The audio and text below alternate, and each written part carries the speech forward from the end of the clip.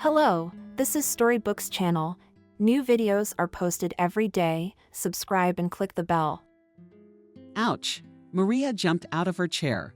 What are you doing? It hurts.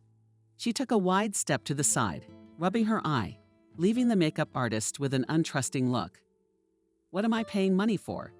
The makeup girl rolled her eyes.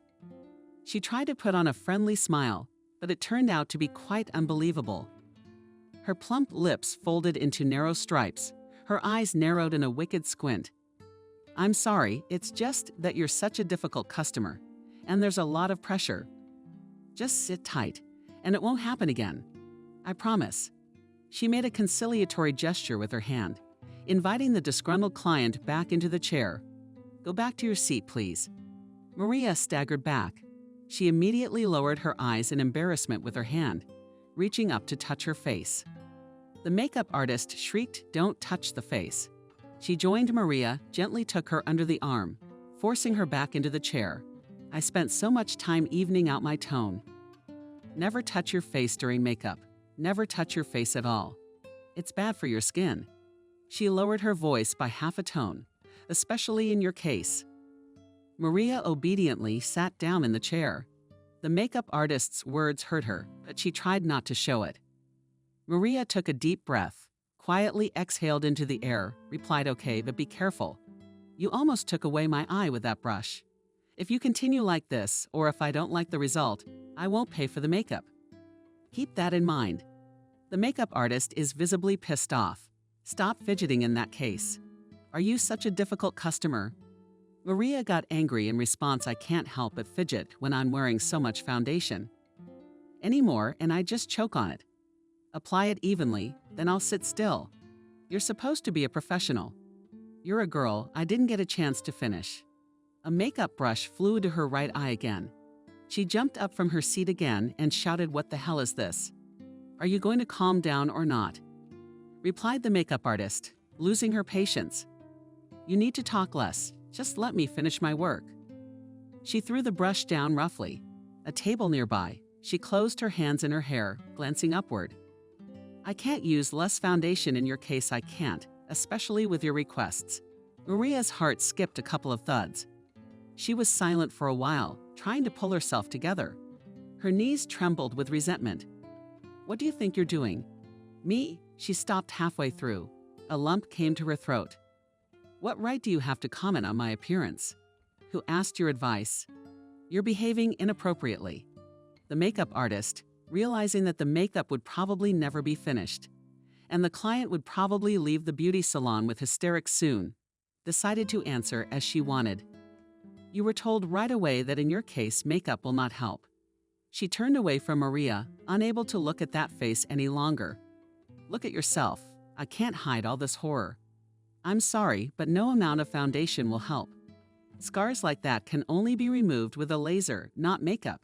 And that picture of the girl you showed me? Neither I nor anyone else could make you look that beautiful. Let's face it. Maria was stunned. Throughout her life, she had not once had to listen to caustic and not always pleasant comments about her external data. But what would that be? And even in a beauty salon, the girl abruptly turned around and headed towards the exit. Sorry, I thought the makeup artist, but her words dissolved in the walls of the hall, without reaching their addressee. Maria, unable to hold her tears in herself any longer, jumped out of the beauty salon, not even having time to complain about the rudeness of the master to the administrator. Maria walked through the park towards her home, choking on her tears. Already applied, but not yet fixed foundation crawled over her face in layers. Her small eyes, covered by the newest eyelid, were reddened with tears, and the day was off to such a good start. A couple of weeks ago, Maria met a handsome man on the internet. After chatting for a while, the young people realized that they liked each other, and the latter decided to invite the girl he liked to a restaurant for a date. The fact that Maria worked as a chef in the restaurant where the date was set, Maria did not say.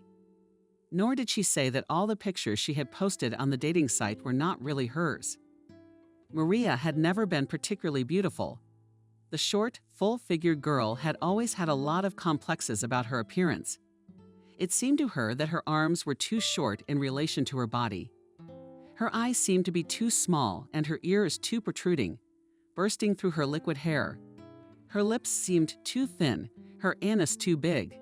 She even thought that her voice was wrong and sounded silly and childish. The girl's complexes grew with her. Every year it seemed to her that she looked worse and worse. Thick and short fingers did not go any manicure. No clothes could not hide the imperfections of her figure, and her ears did not want to hide behind loose hair. Maria grew older and older, and while all her classmates were already dating boys, Maria continued to drown in her complexes alone. Her friends said, "Don't worry, you look good, never mind." But Maria knew perfectly well that they were lying brazenly and rudely. Her friends were lying right to her face. Why? Maybe to make fun of the ugly duckling. Maybe they really wanted the best for Maria. Or maybe they were trying to boost their self-esteem at the expense of their ugly friend. Either way, Maria didn't see any reason. Why couldn't she believe that she looked normal? Maybe not like a beauty queen, of course, but quite like an average teenage girl. Maria was getting older. Her imperfections were becoming more noticeable. She'd already graduated from high school and was studying to be a chef, but she'd never gotten a boyfriend. She resorted to the help of cosmetics, even went to style courses, but all in vain. Young men never paid any attention to her, and the girl's complexes grew bigger and bigger. Maria kept walking, choking on her tears. A date was out of the question. Makeup failed, and to go like this simply not. The girl could not afford to appear on a date like this.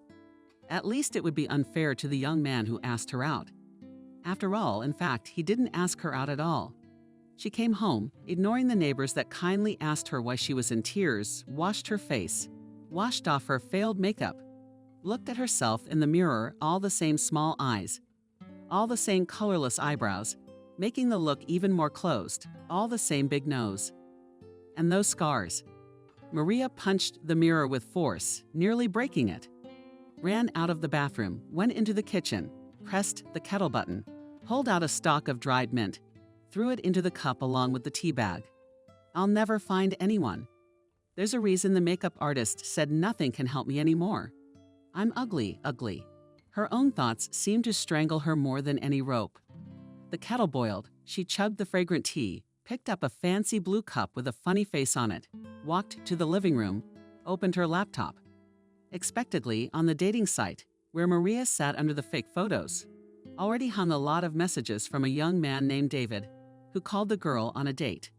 Maria, good afternoon, wrote a handsome man whose profile was filled with photos from fishing.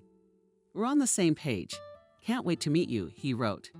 Maria took a big sip, her eyes shielded once again from tears. She left the cup. Thick fingers tapped on the keyboard. Hi, David. Sorry, I'm swamped with work. I can't make it tonight. Sorry. She stared at her message for a couple of minutes, then abruptly pressed the button. The sender jumped up from the office chair where she always sat at her laptop. Pensively, she paced the room. I can't go out with him without preparation, she reasoned. He'd realized that all the photos in my profile weren't mine. And then what? No, I couldn't go. While Maria was thinking about the right thing to do, the speakers connected to her laptop sounded an alert. She was at the computer in a flash, staring at the new message. Too bad, a man was writing. In that case, maybe we could reschedule the date for tomorrow. Maria's small eyes grew a little bigger with surprise. She couldn't hold back a swear word. Damn. Her fingers tapped on the glowing keyboard again. No, tomorrow won't work either. I'll be working. Thoughts swirled chaotically in her head. Why? Why did I agree to a date? Since the surrendered notification sound let me know Maria had responded again. David had written well when we were able to meet. Maria waved away an incoming tear. Never, replied the girl and immediately deleted her page from the dating site. When Maria graduated from culinary school, she finally realized that it was time to take life into her own hands. At that moment, the girl decided not to pay attention to her appearance, whether there are few ugly people in this world. Maria's mother from childhood told her daughter that every pot has its own lid, meaning that even an unremarkable girl like Maria could find her true love. She realized that it was time to act, and finally started actively searching for a future partner to live together. After all, she wanted to have a family and children more than anything else in the world. A series of failures awaited the girl. In most cases, those young people whom she approached in order to get acquainted with them refused the unhappy, lonely girl. Some did it gently, for example, saying that they were already busy with someone else. Some refused her in a rude way, hinting at her not the most attractive appearance. Maria did not despair, they mocked her, hardly hurting her. After all, Maria had lived her whole life with such appearance and was quite used to the fact that not all people have a sense of tact. Maria did not give up trying to get acquainted with anyone. Wandered around clubs and bars, but in most cases she failed. Nobody wanted to get acquainted with her. Nobody paid any attention to her. Time passed, and eventually such persistence paid off. Maria met him, Jacob. With Jacob, they met in a small coffee shop. The girl immediately turned her attention to an unremarkable, but very interesting young man. He was sitting in the farthest corner of the cafeteria, tucked into his laptop. He was wearing an indifferent gray hoodie. Round glasses with thick lenses were placed over his gray eyes. Next to the laptop was a large glass of coffee. Maria thought to herself, well with God, and, having inhaled, moved towards the young man. He didn't look up when Maria was next to him. She was silent for a short while, then began the conversation hello. She, embarrassed, coughed into her fist. Are you here? One young man did not respond, and she had to repeat her question. Jacob perked up, started fidgeting foolishly in one place. He noticed Maria, wiped his glasses, asked, Are you talking to me? Yes, yes. For you, Maria smiled with thin lips. Are you alone? Well, yes, he was visibly embarrassed, pulling a wide hood over his forehead. Why, wouldn't you like to meet me? Jacob seemed to be at a loss for words. What? He asked protractedly. Are you sure it's for me? Yes, to you. Maria continued to smile. Do you mind? I'll sit down. So Maria had her first young man in her life. Jacob was a little older than the girl. The young people had the impression that all their lives they had been looking for each other. They were so much alike, both unremarkable, both far from the ideal of beauty, both drowning in terrible complexes. Their relationship was developing at a frantic pace. For each of them, it was their first relationship. Jacob worked from home as a programmer. After 6 months, the young man proposed to his beloved to move in together, and now they rented an apartment together. Maria was happier than ever. At that moment, she already had a good high-paid job in a prestigious restaurant, and now she had her own man. All she lacked for complete happiness was one happy marriage and, of course, children. Maria decided to continue taking life into her own hands and proposed to the guy on her own. Jacob agreed. Of course, this is not how he saw his future bride, but still it is better than nothing. Jacob dreamed of a tall, slender girl, and a girl with thick hair and naturally lush lips. Maria, yes, Maria was by no means a model. But how long could they keep waiting for their beauty queen? Jacob agreed to this marriage and even managed to come to terms with the idea that this girl was his destiny. The partners' relationship continued to develop, and now Jacob introduced Maria to his family.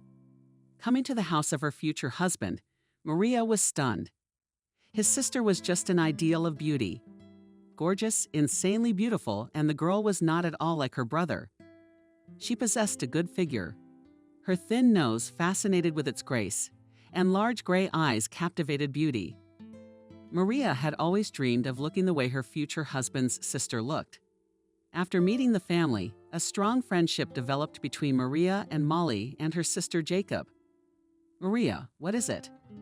Molly rounded her already large eyes. Forbid what? But who wears that nowadays? Maria was embarrassed, looking herself over from head to toe.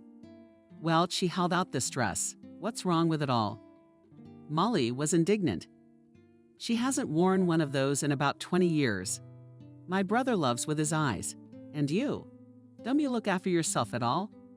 Molly, I understand. Maria started to justify herself. There's just not much that fits my figure. How about this? At least it hides imperfections. And it doesn't fit you either, Molly summarized. Okay, that's not why I asked you here. That day, when Molly invited Maria to the cafe, a strange thing happened. Maria often thought about the request her friend had asked her to make. Who would have thought that her life would change so drastically because of a small thing? Anyway, I need help. Molly started the conversation. Can I count on you? Of course, Maria nodded, and his head was too big compared to his body. Why? I met a man. This man is a dream.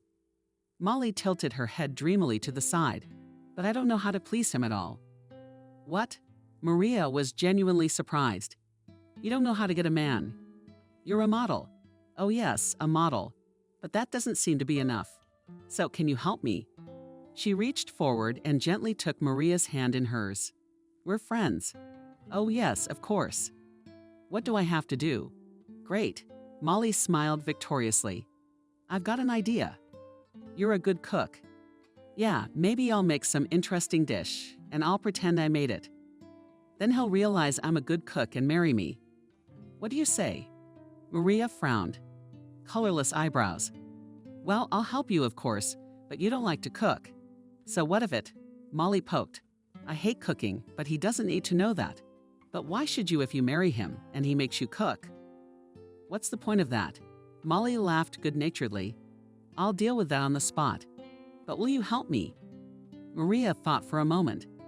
Friendship with such a beautiful and insanely beautiful girl liked her even more than the fact that she had a young man of her own. Sometimes it even seemed to her that when Molly was around, Maria herself was transformed, becoming a little more beautiful and attractive. But this, Maria felt a pang of guilt. It was a lie after all, and Maria hated lies with all her soul. But to lose a friend because of my principles, I will help, Maria replied. At that moment, she did not know that this consent would almost cost her own life. The day of X came. Molly thought over every single detail. She rented an apartment and invited her mysterious man to dinner, which she supposedly had to cook herself, a little earlier than the appointed time Maria was to come, and all Molly's planned to realize in reality. And so when the clock showed 18 o'clock, Maria arrived at the appointed place, armed with ingredients and her handy and good utensils. Hi, Maria, smiling, walked into the apartment. It's very nice here. Would you say this is your home? Yeah, Molly replied blankly. Careful. Weighting the outline of her lips with a dark brown pencil. I'm pretending to be on the money too. You know, so he thinks I'm in his circle. I'm also a great hostess. He'll realize that I'm not just a brainless model, but also a good person, and he'll understand and marry me. There you go. Cool. Sincerely admired Maria. Well, then I'll go cook. Yeah, go. Molly never bothered to look in her friend's direction. By the way, I will cook spit cream soup. Roughly interrupted her friend by the girl. Just cook it and run quickly to Jacob. My man must not see you, do you understand? Hurry up. Our date is scheduled for 8 o'clock. Maria was embarrassed and, without saying anything in reply, disappeared through the doorway of the spacious kitchen. She quickly laid out the ingredients, took out a large frying pan, because she could only cook in her own dishes, and she set to work. Maria had always loved to cook. There was something peaceful in it, something else that made the young girl's heart beat more often, to see how close people taste what she cooked herself, with her own hands. Maria loved cooking with all her soul. She didn't notice the time she spent doing what she loved. So when Molly ran into the kitchen with frantic eyes, Maria was genuinely surprised. What's wrong? She asked. I have all the dishes almost ready. Long, irritated Molly cooked. It will take you a very long time to take everything. He's already in the driveway. Up. Maria became visibly nervous. Her hands shook with fear. What should we do? You said he mustn't see me. Should I leave? No. Molly bellowed back. What about the dish you haven't finished? She ran her thin fingers through her thick blonde hair. She thought. So you stay here. Keep cooking. I'll put on some music in the living room so he won't hear that there's anyone here besides us. I'll lock you in the kitchen, in case he wants to come into the kitchen. Anyway, just sit tight and go make some food. We'll deal with it from here. Maria nodded her head, grabbing the big kernel. Okay, and if he really wants to go into the kitchen, How will you explain that it's off limits to him? I don't know, replied the girl irritably. I'll figure it out. Then the doorbell rang. I'm going. Stay quiet. And Molly, correcting her dress, went out of the kitchen, locking the room. Well, business, Maria thought to herself and continued cooking dinner for her friend. At some point, curiosity moved in, and she tiptoed closer to the door, trying to overhear the conversation. Indeed, some man. The voice was pleasant, husky. They seemed to be discussing the weather. Maria shook her head. Their conversation is none of my business. I need to finish cooking and get out of here without being seen. She thought and went back to cooking. When the first dish was done, there was a click of the door opening and a worried Molly appeared in the kitchen. Well, are you finished? She asked. Almost, Maria replied. The soup is ready and the meat is ready. Only the pie remained, but that was quickly realized. The girls talked in whispers, trying to make sure that Molly's man did not hear that she was not alone in the kitchen. I told him I had everything ready and only needed to take everything out of the oven. I'm gonna bring out a platter, like I cooked them, you know. Come on, finish up, and I'll have to sneak you out. This is going really well so far. We can't screw it up. Great. Maria smiled. I'm happy for you. Thank you. Molly took the tray and quietly left the kitchen, remembering to lock the room. Maria, having finished cooking, put the pie in the oven and tired, sat down on a chair. All that remained was to wait for the next time Molly came, explain to her that everything was ready, and quietly leave the apartment. Maria tilted her head dreamily. What an interesting life Alaska has, she thought. Time dragged on, the pie was almost ready, and it was important not to miss the moment when it was time to turn off the stove. Maria was developing. She suddenly realized that she was terribly tired. Her already heavy eyelids became even heavier, and Maria began to fall asleep. There seems to be some kind of commotion in the hallway. Are they leaving the apartment? I had no energy left to think about it. And she curled up on the kitchen table and quietly fell asleep in the oven. Who knew how this tiredness would turn out? Maria woke up to the fact that the whole kitchen was filled with black, thick, acrid smoke. Shit the oven, she thought, and rushed toward the stove to turn it off. But her legs went treacherously under, and Maria collapsed on the cold tiles. The fire had time to think. Her lungs filled with thick smoke, and she hardened hard. Molly, Molly, fire. The girl began to shout, but it seemed to be too late. The oven had burst into flames, spreading more and more into the kitchen. Smoke filled the entire space. Maria rushed to the kitchen door on wobbly legs. It was locked. She shouted to Molly, "Open the fire." Maria shouted, gasping even harder. There was a ringing silence in the apartment. It was as if there was no one there at all. The fire flared up with renewed vigor and pulled its heated tentacles toward the unfortunate woman's face. "Open up." Gasping, she screamed. Molly and her lover had left the apartment hours ago, forgetting that Maria was locked in the kitchen. Did Molly forget about her brother's girlfriend, or did she leave her there on purpose, afraid the man would find out who cooked those wonderful meals? Who knows? In any case, such an oversight almost cost Maria her life. The girl was saved by neighbors, who in time called the fire department on the already not beautiful face of Maria. Now for the rest of her life there are horrible, horrible scars. Her body burned as her soul burned. Sometimes it seemed to her that she had died in that fire, and her present life was only a prolonged death agony. Maria had never been noted for her beauty, but these scars now she was forced to live the life of an outcast. Now those around her began to truly avoid her, and small children fearfully poked their fingers at her, calling her a monster. Maria had lost everything. Jacob had left her as soon as he saw what had become of her face. He could not accept the fact that his future wife was not only ugly, but also disfigured with horrible scars. Molly, for whom Maria had failed to escape the fire, was never found. It seemed that the young girl simply disappeared from the city, vaporized, leaving behind only pain and disappointment. Molly's family, including Jacob, were just throwing up their hands. "We don't know where she is," they said. Perhaps the girl was simply afraid of the responsibility. Maybe she was ashamed to look Maria in the eye after all that had happened? Maybe both. In the end, she managed to avoid criminal punishment. Her whereabouts are still unknown to this day. Maria was left all alone, disfigured, abandoned by everyone. Her fiancé refused her, expressing his dissatisfaction with her appearance. Poor thing, right to her face. Maria was finally disappointed not only in her external data, but also in other people. Along with that fire, she buried the idea that she could ever be truly happy. Happy in marriage, happy in a relationship. All of the crippled girl's dreams had been shattered. Maria was now 35 years old, 10 of which she had lived with the best scars all over her face and body. After her first and last fiancé left her, Maria realized that she would never find love. All her attempts to marry and have a child were left in the distant past. In the past where there were no betrayals and such annoying scars. Maria had gone head over heels into work, namely cooking. She had always loved to cook, at a time when the rest of her classmates were puzzling over where to go to school. She clearly knew her purpose. Her calling was the culinary arts.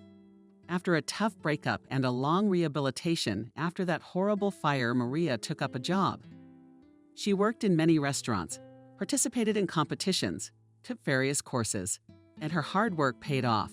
Now Maria was one of the best chefs in her city, and maybe in the whole country. Every day she was offered vacancies in different restaurants, but Maria was faithful to her choice. She worked at the best location in the center of the city. Maria's job was not just a job, it was her hobby, her passion, her life's work. She would come in after work and immediately start bulleting at home. She kept a small blog on the internet, describing in articles a variety of recipes. And naturally, she blogged only in written format. Maria passed out tips to her neighbors. She often cooked for orphanages. In general, the girl's life was completely devoted to cooking. She had no time for anything else. Or maybe she just didn't want to give her time to anything else. Her life was moderately good. Maria had a very, very good salary. Her internet blog also brought in a good income. She was often invited to various programs, but Maria expectedly declined. Her appearance was the young girl's biggest pain. The scars after the fire she had suffered did not let her live peacefully. The proportional facial features were for her the anchor that did not let her float away into a happily married life. Just recently, on her 35th birthday, Maria decided to give herself a second chance. After listening to her colleagues at work, she decided to try her luck once again and started a page on a dating site. Even though her friends told her to put her photos on the site, if you don't like yourself so much, you can't sit under the guise of another person. It's not fair. Maria herself did not want to accept it. On the internet, she found pictures of some girl. She thought to herself, yes, we look alike, and put someone else's images on the net. She was immediately flooded with various dating offers. But Maria, realizing that she would disappoint her admirers, quickly rejected them. Her attention was attracted by only one person on the site, David. The girl could not pass by him. Young people communicated for hours, corresponded in the network, and it seemed that Maria managed to find someone to live together. But their meeting was not destined to happen. David often offered to go on a date, and Maria, no longer able to come up with excuses, decided to agree to the meeting. A delightful plan was brewing in her head. The girl came up with an idea to try the power of makeup on herself. She signed up at the best beauty salon, chose a makeup artist for a long time, and decided to print out a photo of the girl she pretended to be on her home printer. She came to the beauty parlor asking for help. The makeup artist scowled her eyebrows when she heard about her client's request. She perfectly understood that thanks to makeup is possible a lot, but such a completely changed the face of a person she was not able to do, and even these terrible scars. But she agreed to take the job, especially since the strange client paid double the price. And then what happened? Well, then what happened was what happened. Maria realized that no makeup will not help her radically change. No makeup will not fix the consequences of the fire. She realized and accepted it as a given. She deleted her page from the dating site and once again gave up the idea of getting to know someone. Only this time she left the idea behind for good. Summer was in full swing. Birds sang in the night. Frogs were croaking in the local park. The nights were shorter and warmer.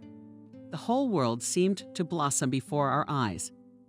The restaurant where Maria worked had opened an outdoor veranda, and there were many times more customers. The freshness and radiance of summer days infected the girl herself, and she decided to bring something new into her life and started running in the mornings. The morning sun spread its translucent smoke and rays wide. The city had not had time to wake up yet, but some of the passers-by were already living their lives, walking their dogs and playing sports. Maria took a deep breath of fresh air beauty. She thought, maybe I should get a dog too. That way I'll definitely get out for my morning walks. She continued to give in to her own fantasies until she stepped out into the park and noticed how beautiful its morning view was. The local small pond was bathed in the light rays of the sun. The few passers-by smiled welcomingly. Maria was immediately embarrassed and, pulling her cap lower in order to hide her own face, stood on the asphalt path with markings for running and ran to Baku. Immediately stabbed, and her heart desperately tried to jump out of her rib cage without running even 200 meters. She stopped to catch her breath. The sun was rising higher and higher. The rays were getting hotter. The black tracksuit was getting hotter and hotter. Shit, I should have read up on running technique first. She scolded herself, but then an interesting and insanely handsome family caught her eye. A tall, stately man, dressed in gray athletic pants and tight white t-shirt, was explaining something to a little boy about 12 years old. Next to them stood a girl. She looked no more than 8 years old. She was watching her father and brother with interest, but she stayed back, holding a large doll with bright red hair. Maria, forgetting about God, looked at this family with admiration. How beautiful that girl was. Blonde, long hair, big gray eyes. Maria thought for a moment that the girl reminded her of Molly, and the scars scattered all over her body ached with renewed pain. Maria, who realized that she needed to rest for a while before continuing her run, sat down on a bench and watched the happy family from afar. Happy, friendly, so beautiful. She was unable to fight her own imagination and gave into daydreaming. She imagined that this beautiful man was her husband, and this cheerful, mischievous boy and her eldest son, the beautiful girl and her daughter. And Maria herself is a beautiful, statuesque woman. The family was actively playing on the playground. And then, like Maria herself, the father of the children, stood on the jogging track and began to explain something to his children. Maria thought, if I looked better, I wouldn't have been shy, I would have approached. And really, she could use some training in running technique. But Maria was different.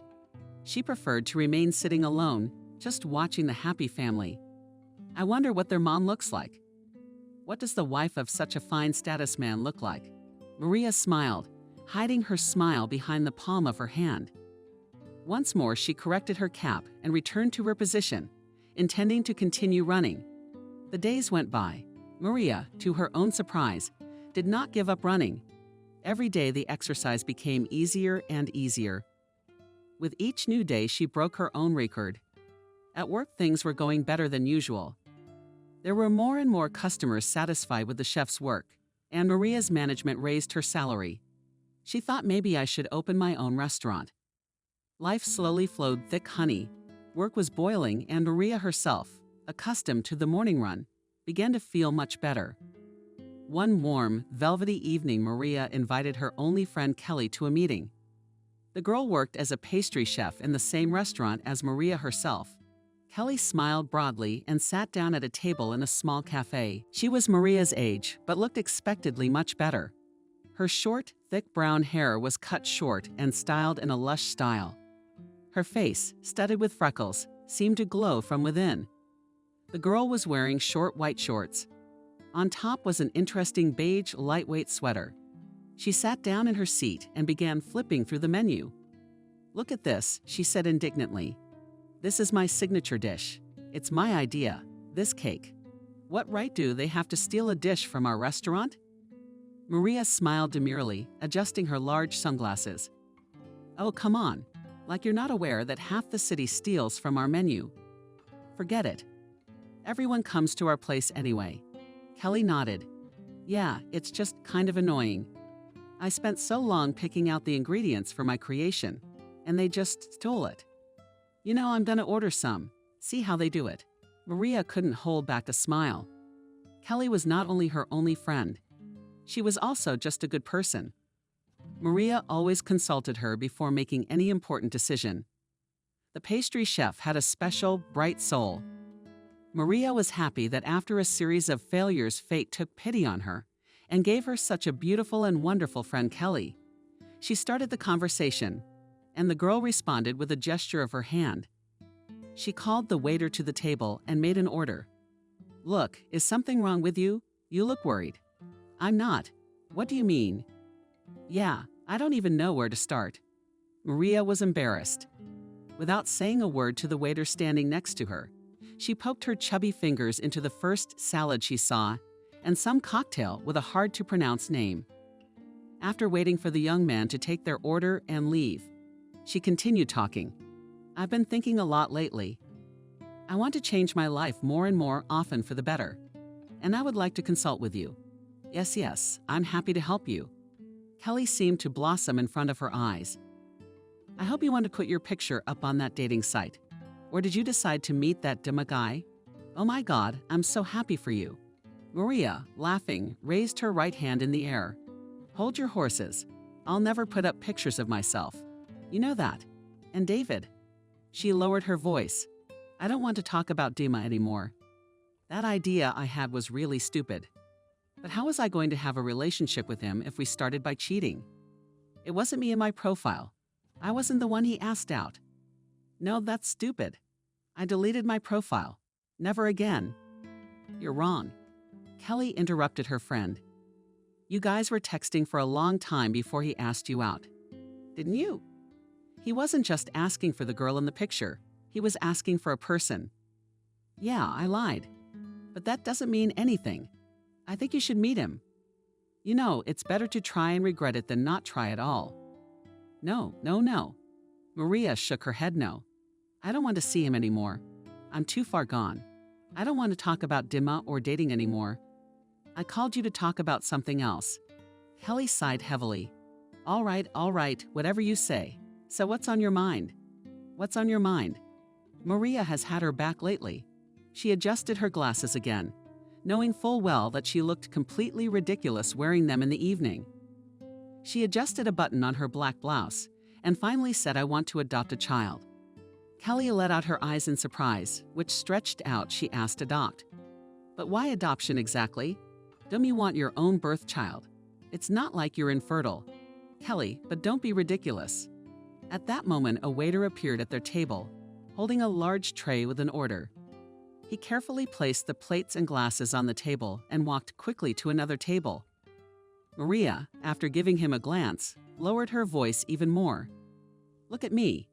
I'm not beautiful even without scars, but what children for me? What if it's a girl? And I don't want my child to suffer from its ugliness, just like I suffered once. No, I won't give birth on my own. Maria, why do you feel that way about yourself? I'm sure there's a man in this world who will think you're the most beautiful in the world and will think the same of your daughter. But why would you adopt? Go back to the dating site. Put your picture up finally, find a man and start a family with him. Maria laughed, covering her mouth with her hand. Don't talk nonsense. I'm ugly. No one will ever marry me. And those scars. No, that's not a good idea. I want to adopt a child and raise it myself. I'll pick the cutest one and then Maria. Kelly frowned his eyebrows at Maria. But you're not married. As far as I know, single women aren't just allowed to adopt a child. So, Maria flared up. I'll buy a marriage, but I'll enter into a sham marriage. I'll pay someone off and I'll be done. My income is good. You know that, don't you? The apartment's a big puddle. What makes you think it's a bad idea? I don't, quietly replied her friend. I just think you should try to give birth yourself first. Why did you get so excited about it? Something must have put you onto it. Maria tilted her head dreamily. Oh yes, how well you know me. I saw a family. So wonderful, I envy them. Such happy children. Yes. What kind of family? Kelly asked, carefully paying for a small piece of cake. I met them somewhere. I haven't met them. I'm shy. Remember I told you I started running in the mornings? Well, the first day I met their father and two beautiful kids. They were having so much fun playing, they were so happy. I realized I wanted to have kids too. I see them every morning. They run and play on the playground too. It's beautiful. Yeah, that sounds great. Kelly wanted to smile, but suddenly she wrinkled her nose as she tasted the brownie she had ordered. Ew. What's gross in here? Pistachios. Oh my God. That's not in my recipe. What idiots? Asked Maria, smiling. Yeah, they're full. So what's their mother like? Have you seen her? Not once, answered Maria, showing her friend her genuine surprise. Interesting, isn't it? I wonder where she is every morning. Why isn't she with them? Do you think it works? Or maybe they have a third child? Or maybe she's sick? I wonder, man, I wonder. Maybe it does work. What time do you usually see them? Around 600. Sometimes earlier. Isn't that weird? What kind of place is a mom of two working that she can't be with her family that early? No, I think it's something else. Maybe it is, but what is it? Honestly, I've been racking my brain wondering where their mom is. What makes you think they have a mom? Kelly asked me out of the blue. Maybe that man is a single father. You didn't think about that? What man? And alone? No, it can't be. Even if he's divorced, he must have a wife. He's so handsome. Key, girlfriend. Kelly whistled, interrupting her. You like him? Yeah, then you should meet them. See if it works out. Things happen. Maria poked and prodded, setting down her glass of not-so-delicious drink. Don't start. Even a man like that will never pay attention to me in my life. And what would I say to them? I'd look like some kind of maniac. I've been following them for weeks. It's so weird. It's not weird, Kelly. It's worth a shot if it doesn't work out with him. Or maybe he does have a wife, something to lose, maybe a friend. Oh, come on. Maria laughed. Look, I'm not gonna finish it. This is something. Was there any more salad? Nothing. And the smoothie was basil and banana. Maybe we should go. Let's go, Kelly replied, highlighting the corners of her mouth with a napkin. Summer was coming to an end. The days were getting shorter and shorter, and the sun had stopped being so unbearable. Each morning was colder than the last, and Maria realized that she wouldn't be able to run in the mornings anytime soon. The cold wind was nasty in her ears, making them ache for days, and sullen clouds were appearing more and more often in the once perfectly blue sky. Maria went out for her morning run once again. Low, dense clouds filled the entire space. The smell of an approaching downpour lingered in the air. Maria was getting lower, but still headed towards the park. She had time to think about what would happen when the cold weather came. I won't see this wonderful family again. Oh, maybe I really should meet them. Drowning in her own thoughts, Maria didn't notice when she arrived at the playground park. It was just like each of the previous days. She noticed a familiar sight. A happy father was explaining something to a fidgety left-handed boy. The pretty girl was thoughtfully brushing the hair of her fiery red doll with her little fingers, glancing at her father from time to time. Whether the day had been special or whether something incredible and magical had happened to Maria overnight, she finally decided to approach them. She knew exactly what the family would be doing in the near future. After all, she had been following them for a long, long time. So Maria decided to wait until the father and children started running, and started the first lap.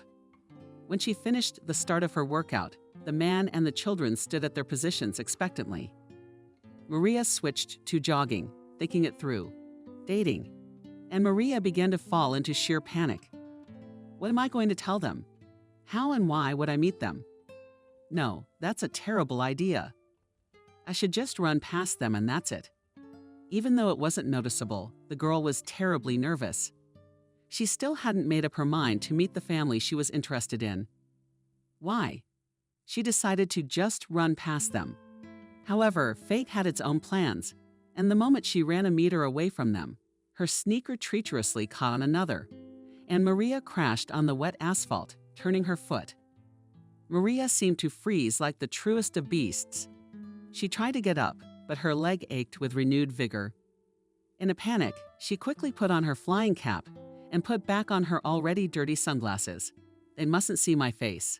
They shouldn't, panicked the girl thought. The thoughts failed to develop further because a concerned man immediately ran up to her. Girl, are you all right?" he asked. "How are you? How's your leg?" "I saw you fall. That must have hurt like hell." "Oh, no. It's fine," Maria lied back. "Don't worry, go back to the children. I can manage on my own." "No," suddenly he exclaimed.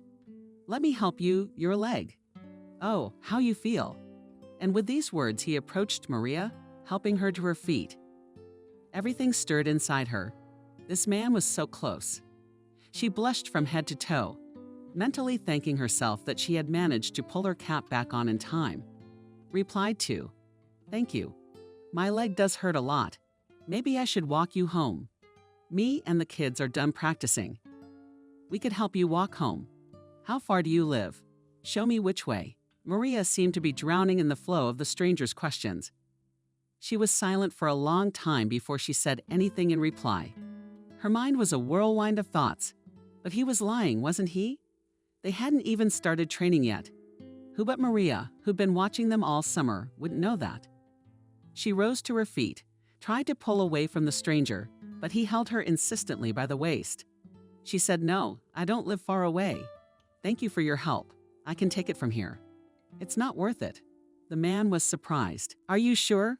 He turned his head, examining his children, and asked him a question. "Children, you don't mind if I walk the girl home, do you?" The children answered no. The boy took a step forward. "Did you fall so hard?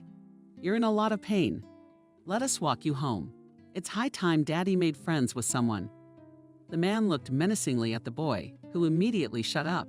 He continued, "Yes, we insist. Well, which way is your house?" Maria is no longer able to resist. She agreed. "All right, thank you. I live over there, behind that house." She stretched out her arm, pointing in the right direction. "What happened?" "I fell. I don't know. There didn't seem to be any piles or rocks." The man smiled broadly. "There weren't. You're just running." "Not quite right. If you'll excuse me." "What do you mean?" she asked in surprise. At that time, Maria, together with a man she didn't know, and his children were already walking in the direction of her house. Their conversation was taking shape by itself. "Well, I mean, you're putting your feet wrong. In fact, running is a complicated art of running so that you don't get tired early and your legs don't hurt. You still have to learn. No offense to me, but I've seen you in this park before. I even wanted to come up to you, but yes, my dad wanted to meet you." Suddenly, a little boy came into the conversation. He was just shy of you. Kevin, the father, shushed his son. It's not appropriate to butt into the conversation like that. The boy was embarrassed and returned to his sister, who was walking next to him, silently. Maria didn't know what to say. "You wanted to meet me?" Unable to hide her surprise, she asked. "But why?" The man was embarrassed after his son. "Oh, don't get any ideas. I didn't mean anything by it. It's just that you run in the mornings and I'm with the kids. I thought we could run together." Yeah, Maria seemed ready to pass out from shock. "But you really could." "Oh, there's my house."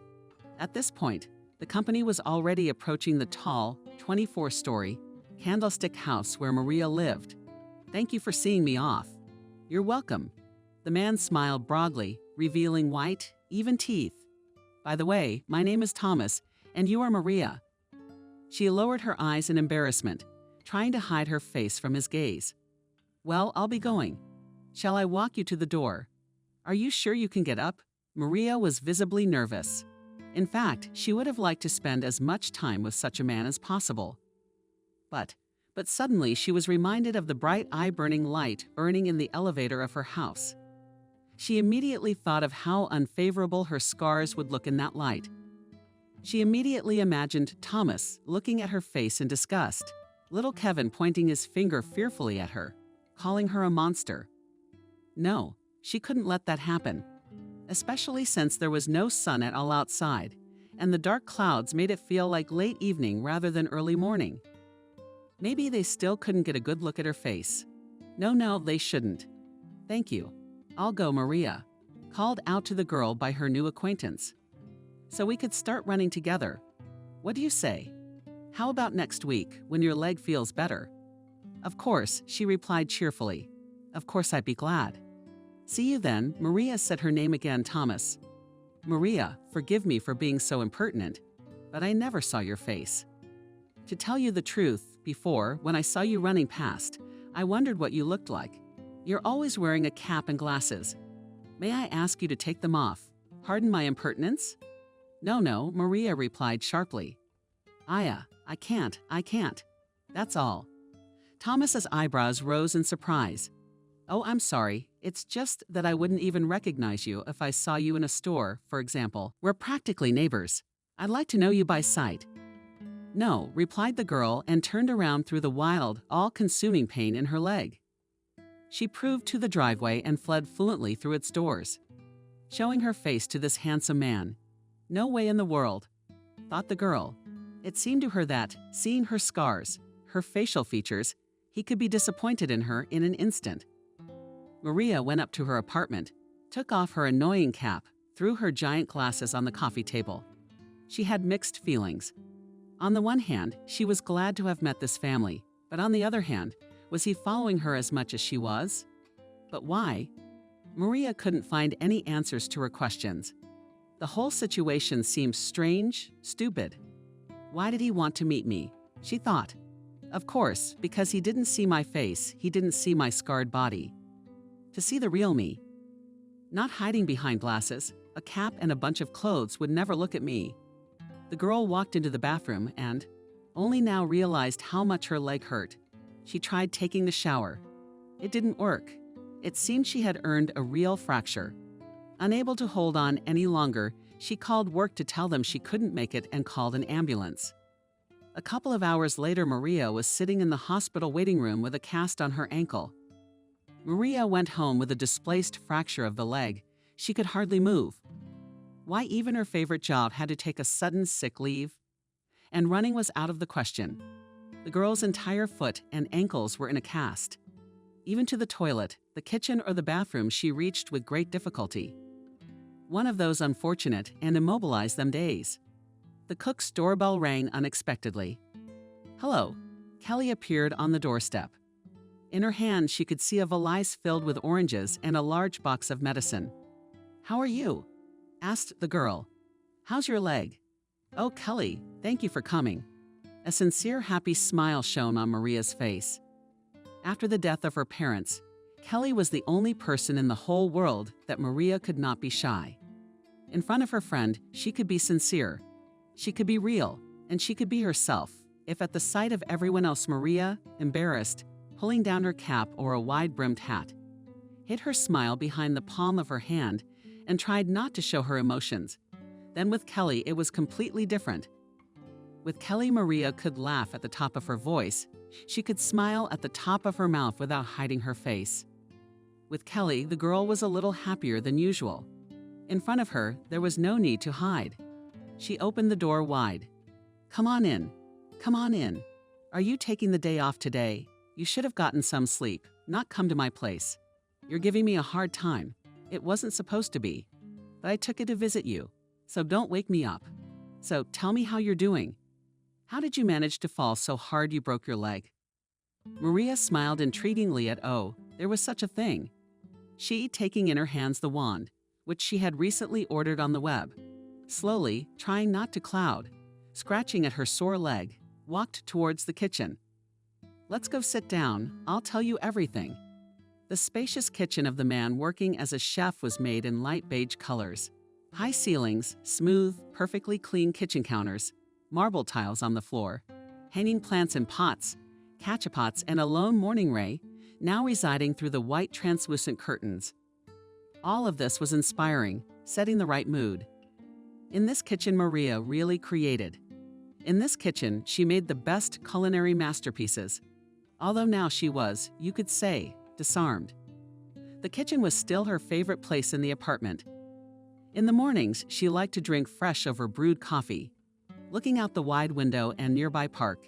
In the evenings, she liked to pull up a white dry wine, sitting at his laptop, This kitchen was a place of strength and a place where all grudges were forgotten, and one could truly enjoy a life that often wasn't so great. Kelly walked into the spacious kitchen, followed by her friend, and sat down at the bar. At the same time, Maria tried to do the housework, but her friend stopped her with a single glance. "So sit down, I'll make us coffee." She walked along the long kitchen tops. "So where is it?" "Yeah, I see it. But tell me what happened." Maria bowed her head dreamily. "Oh, Kelly, I met them." Kelly raised her eyebrows in surprise. Who did she meet? Bora gave her friend a long look as her eyes widened, and she almost jumped on the spot. "And with them, this family of athletes." "Yeah," Maria replied cheerfully. "Really, as you can see, it cost me a lot." She looked down at her leg. "But now we will run together. Really, it's great." "Frost." "Oh yes, that's great," Kelly replied. "So you two met. How? Did you finally decide to approach them?" "Well, almost." And Maria told her friend about her unusual acquaintance with that mysterious family. Told her how she had planned to meet them and how she had asked them out of the blue. But the acquaintance was still destined to take place. "Wow," Kelly commented on the story. "From the bread from a small coffee cup. You know, that's real destiny." "Oh, come on," Maria replied with embarrassment. "Would you say that too?" "Well, where is his wife? The wife of this Thomas. Did you ask about her?" "I wondered, didn't I?" "No. How come?" Kelly lamented. "But how could you forget about something like that? Maybe she really is working. Maybe she's sick. Maybe she's not. Maybe. Maybe she's interested in coming forward. Maybe she's not even here. Why, maybe he's a single dad. What makes you so sure he's married? Oh, well, how could he not be? Such a tall, handsome man. Such beautiful children. If he's really divorced, there's no way I'll believe he hasn't remarried. And I didn't forget to ask about his wife. It was just kind of awkward or something." "Oh, come on. What's awkward about it? It's no big deal. Besides, it's an important factor. What if his jealous wife finds out his husband's running around in the morning with someone else? And how do you make a scene? Do you need it?" Maria laughed heartily. "Don't be ridiculous. Who in his right mind would be jealous of his man to me? It's a joke, by God. You shouldn't think so, my dear. Besides, he said he's been wanting to meet you for a long time. It doesn't matter if he's married or not. He obviously likes you. Kelly, don't be ridiculous. How could anyone like me? He didn't even see me. He didn't even see my face, my scars. Are you talking nonsense right now?" "Well, maybe he didn't see you, but he could see your figure." Kelly laughed lightly with her head tilted to the side. "So he wanted to meet you. Oh, I hope he's not married. He might be a walker. We don't want that kind of guy." "Oh, Kelly, don't even start." Maria looked down in embarrassment. "We just said we'd run together. That's all. How are you gonna run, sweetheart? With your leg, you won't be able to get out on the track for a long time. Did you at least call him? Warned him you're not able to exercise yet? Did you?" She was genuinely surprised. "Where would I call him? The rail. Where would I get his phone number? Didn't you two exchange contacts?" "Well, Maria, how come?" "No, why? We're not friends, just acquaintances. Of course, you just met him. But you had to keep in touch. He was right to ask you to take your hat off. He wouldn't recognize you if he did. How would you communicate?" Maria smiled enigmatically. "I'm sure I'd recognize them. What's the point? I mean, you'd be too tired to go first." Oh yeah. Time passed and Maria's legs still didn't want to get better.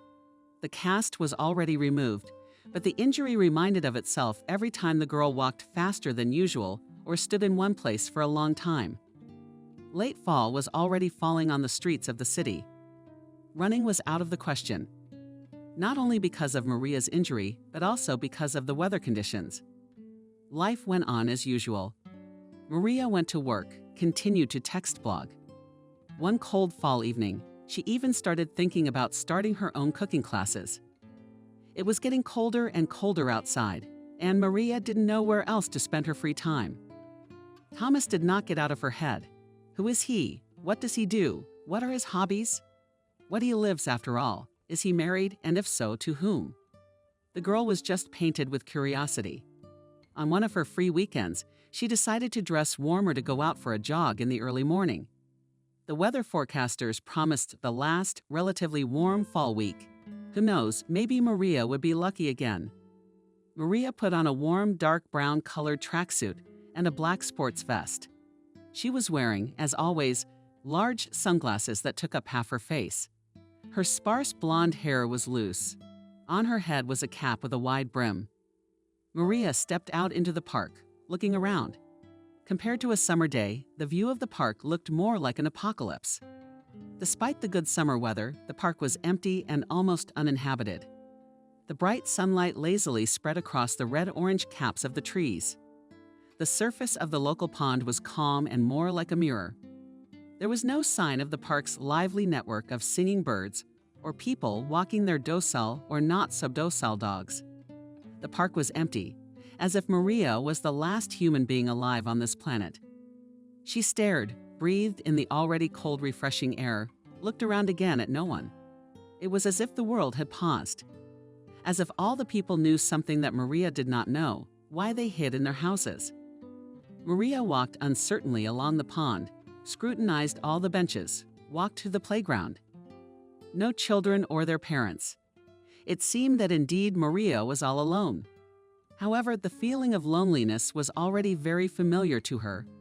Looking around the park once more and finally convinced that she would not be able to meet Thomas and his children again, Maria got into position and ran. The wind set in her ears. The once sore leg ached with renewed vigor. Not even a kilometer into the run, Maria stood in place, leaning her palms on her knees. Probably shouldn't have gone back to jogging so soon. When Maria looked up after catching her breath, she was surprised to find herself being followed closely. "Hello." Hesitantly, the girl said hello to her watcher. It was an elderly woman. She looked to be at least 80 years old. The old woman was sitting on a bench nearby. Her whole appearance expressed obvious displeasure. "Did you want to ask me something?" The old woman got up from the bench and slowly approached her. Maria was still looking at no one. Some feeling of uneasiness settled in her soul, and the girl unknowingly paid. "Can I help you in any way?" she asked again. "What are you doing here?" The old woman asked, sticking her wand forward, using the object as if it were a pointer. "You? What are you doing here?" "I went out for a run." "Why?" "Nothing." "Nothing. You don't know what's coming." An old woman smoked mysteriously. "You better go home before it's too late. Can't you see anyone but you?" "Not here?" "Ah, well, yes," answered the girl uncertainly. The sight and tone of that old woman sent a chill down her spine. She frightened the girl for some reason. There was something strange about her. Not of this world. "So go away," shouted the old woman. "Soon you will all be infected. Maria is twisted with fear." "Woman, what are you talking about?" Quietly, she asked. "You'll see the girl." All in good time. The old woman's face instantly changed. "You've already survived the fire. Try to survive this disaster." Maria is stunned. "How do you know?" she asked quietly. His hand instantly reached for his cap and glasses. Could this woman really see her scars? The girl's face became new. It didn't matter. The old woman was back to her angry, terrifying self. "Leaving here? What are you talking about? What's going on? Where are the people? Something terrible is about to happen. It will happen all over the world. People can already feel it coming. Don't come here again. You won't find what you're looking for here. I know what I'm talking about." Maria didn't know what to think. She examined the old woman more closely. Tiny from the mountains, a long grandmother. Her gray hair was tangled in one big witchy mess. Instead of clothes, there were some kind of socks. The old woman looked mad. She was already thinking of turning around and walking away, seeing no point in socializing with the mind-deprived. But something caught her eye. The old woman's eyes were demon eyes, half transparent. It seemed she was blind. Maria was completely confused. "Are you blind?" "My eyes don't help me anymore. It's true. I can't see anything that's going on around me. But I feel I'm not blind at all. What would you think?" The old woman answered enigmatically. How did you realize I survived the fire? Did you feel it? And now you said I wouldn't find what I was looking for here. What did you mean by that?" "I see what I mean. The old woman replied in a calm tone. She suddenly smiled broadly, revealing rotten teeth, and stepped forward. Your fate will be as blind as I am. Farewell. And with those words, she abruptly turned around and headed towards the exit of the park. Mad woman, Maria thought to herself, trying to calm the frantically beating heart. But what was she talking about? She wondered. The empty streets began to press on the girl. The deserted expanses suddenly began to frighten Maria. Waiting for the old woman to disappear behind the wide gates of the park, she followed the same direction to the exit. Some feeling of anxiety and approaching trouble settled in her soul. What was she talking about? What infected were they talking about? She had no answers to these questions. Maria left the park with a quick step, no longer able to stay in that place for a second.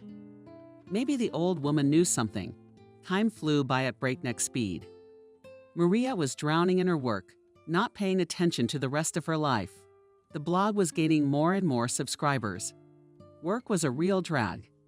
The colder it was outside, the more people wanted to sit in some cozy place, trying new and interesting dishes. Maria's culinary skills were in high demand. The cold, snowy winter came, followed by the equally cold, but already more friendly spring. The girl did not pay any attention to the change of year. All her thoughts were immersed in work. Well, almost all of them. Still, sometimes, literally a couple times a month, Maria decided to get out to the park. She realized that such weather was not suitable for jogging. Especially in their city, they didn't keep the roads clear of snow. But something was pulling her to this place. She still hoped that she would meet Thomas and his beautiful, beautiful children there. Maybe they had moved away. The girl thought wistfully. Maybe Thomas had gotten sick. She could not find a suitable answer. Why didn't the family come to the park anymore? After all, they used to spend every summer morning there. What had happened to make them stop going out? Especially since Thomas said they were neighbors, which meant he lived nearby. Where else would he go with his kids but in this park? Their sudden disappearance was more than strange. Maria Kelly's friend joked probably his wife found out about your acquaintance from jealous, forbade him to go to that park. But Maria just waved him off. How can you be jealous of me? The girl wondered. No, there was definitely something wrong. Since that strange, frightening day, it's been months now. But the words of that old woman did not get out of Maria's head. How did she realize that the girl had been in the fire? If she was blind, what expressions was she talking about? At first, Maria didn't want to share the incident with anyone. But then she still decided to tell about such a strangeness to her friend. Kelly told Dawn so. Kelly shook her head incredulously. The girls met in a small, cozy bar after a hard day's work. Both of them ordered a glass of pink wine. This is crazy. You're probably being played, aren't you? Who cares? Maria lamented. What's the point of a prank? I don't know. Kelly thought, tilting her head to the side. Maybe it's some kind of social experiment? No, the girl continued. She really was blind. I saw for myself how she would have realized I'd survived the fire. There's just no such thing. Then there's those predictions of hers. Maybe she was wearing contacts and pretending to be blind. She saw your scars, so she decided to make it creepy. And I don't know, it's kind of weird. That's what I'm saying. Weird. Maria reached for her glass. Even if she was wearing contacts, she wouldn't have been able to see my scars behind my cap and glasses. Oh, and the park was so creepy that day. There was no one there at all. How often does that happen? Oh, sweet Kelly, she shook her head condescendingly. Well, what's your theory? You think that old lady's a witch or something. Well, maybe not a witch, I don't know. A fortune teller. It was really weird. She also said my fate would be blind.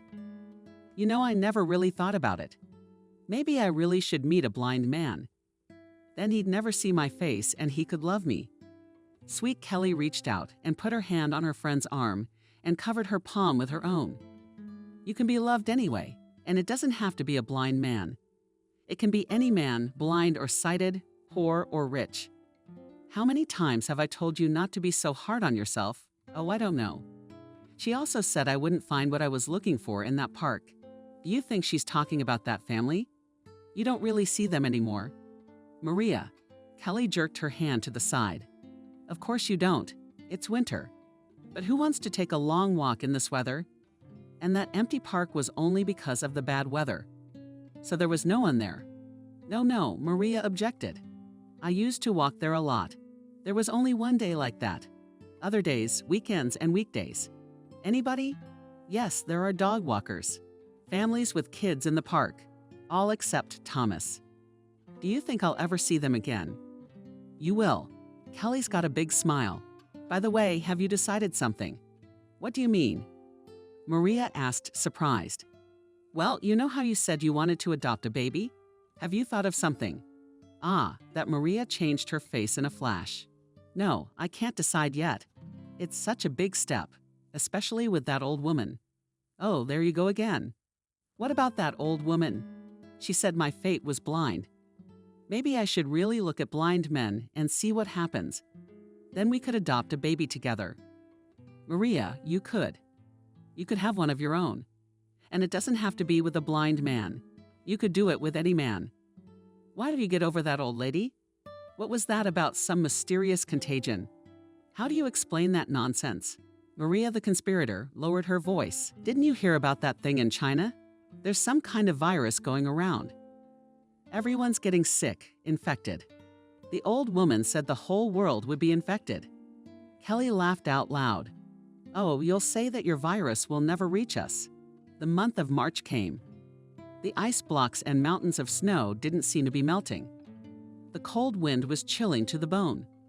After New Year's Eve, Maria never left the feeling of approaching misfortune, and even the words to that old woman. After consulting with Kelly, the girl thought that maybe she really gave too much importance to the words of that town madwoman and almost forgot to think about those frightening prophecies until the quarantine was declared in their town. The whole world was sick with a terrible new disease. People were dying from it in every corner of the globe. As soon as Maria heard about the coronavirus pandemic, she thought the whole world had gone from under her feet. The old woman definitely knew. She really felt it. Maybe the old woman wasn't an old woman at all, but something more. Maybe she was Maria's guardian angel. Maybe she was some ancient keeper of secrets. Maybe that old woman was a ghost of the future. Maybe she was a seer. Maria was lost in speculation as she carefully processed all of her clothes upon arriving home. Maria's critical side was in turmoil. The skeptic inside was saying that all this guessing was complete nonsense. Maybe she was a fortune teller, maybe a witch, or maybe just a regular crazy grandmother out of her mind. A town madwoman who just got lucky enough to say her bullshit at the right time to the right person. There's no shortage of fortune tellers. Conspiracy buffs are always predicting various events. Most likely, that grandmother was just a lucky guesser. This is nothing more than an old woman's luck and a terrible event for all mankind. Maria could not understand in any way what part of her personality outweighs the scales, skeptic or conspiracy theorists. In any case, there was more than enough time to think about such things. The restaurant where Maria worked was closed for quarantine. The best. The town's chef was out of a job. Maria did not know where to spend all her free time and, most importantly, where to get money from. The girl, being a workaholic, went crazy with boredom, being in the apartment 24/7. This quarantine simply drove her crazy. She was literally climbing the walls. And then there were the time restrictions. She was forbidden to leave the house. Maria didn't know what to do with her life. What if she got infected too? No, it didn't matter whether her grandmother was right or wrong, but she had to take care of her health anyway. Maria obeyed all the government's orders. She left the house only when allowed and for that time, and only for a good reason with the lack of wages, and accordingly, money, she also sorted out quite quickly. Her cooking block was already generating some income, and Maria also started cooking to order. Many people in her town were happy to learn that the chef of her favorite restaurant continues to work. Maria enlisted the help of her husband, Kelly. He worked as a programmer. Thanks to his help, Maria created her own website and fulfilled small culinary orders, baked cakes, grilled delicious steaks.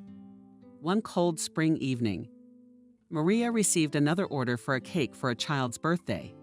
She was horrified to discover that culinary products must be ready by the next morning. and the only ingredients she had were eggs, and they weren't fresh. Maria rushed to the specialty store. "I hate traffic jams," she complained aloud. She drummed her fingers on the steering wheel of the car. She managed to buy everything she needed before closing time. But here on the way home, the girl met a terrible traffic jam from a quietly working radio. Some light pop song was playing. From behind the tightly closed windows every now and then came someone's screams and the annoying hum of cars. Life in the city was boiling. It would seem that everyone should have stayed at home. But judging by the streets of the city, most people ignored the rules. Maybe they're all traveling on some important business. Maybe they were. But Maria couldn't hold back her inner judgmental voice. "Where are you all going?" And she wondered, "Can't you wait until morning? I have really important things to do, and you?" All these questions Maria asked inside herself, as if to the sky. It seemed so time ran a little faster. Finally, the cars started. Maria glowed with joy. With great pleasure, she pressed the gas pedal. Thank God, she continued to rejoice until she discovered the cause of such a long traffic jam. Somewhere up ahead, there was an accident in sight. A small dark gray passenger car had hit a bus. The bus stop that stood nearby was literally bursting with poor people. Maria thought to herself until something caught her eye. It was a flash, a mirage, something that would be difficult to explain in simple words. But the girl was clearly convinced that it was a true sign of fate. For a second, she thought she was the same crazy old woman from the park, as if in the movie, as if someone was lighting her up. Maria could clearly see the old woman standing in the middle of the excited people at the bus stop. Her white eyes seemed to burn with a bright light. Her thin wrinkles and lips broke out in a strange smile and whispered help. Of course, even if she had wanted to, Maria would never have been able to read this or that word from her lips, especially since it was a very, very decent distance to the bus stop. The girl, having managed to clamp the brake pedal, stopped abruptly on the spot. The traffic of cars was very weak, and no one was hurt by such an abrupt stop. She stopped, smoked her eyes hard, then abruptly opened, no one in the place where she thought this strange old woman. She was already gone. Truth be told, something still made her pull out of traffic and park not far from this very bus stop.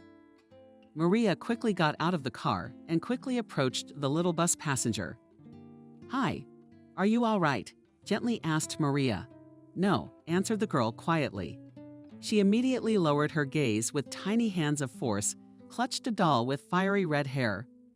After Maria realized that no old woman was or could be at the stop, she immediately noticed the little girl holding her familiar doll in her hands. At first glance, there was nothing strange about it. There were a bunch of people at the bus stop as it was. Most likely one of her parents was standing somewhere nearby.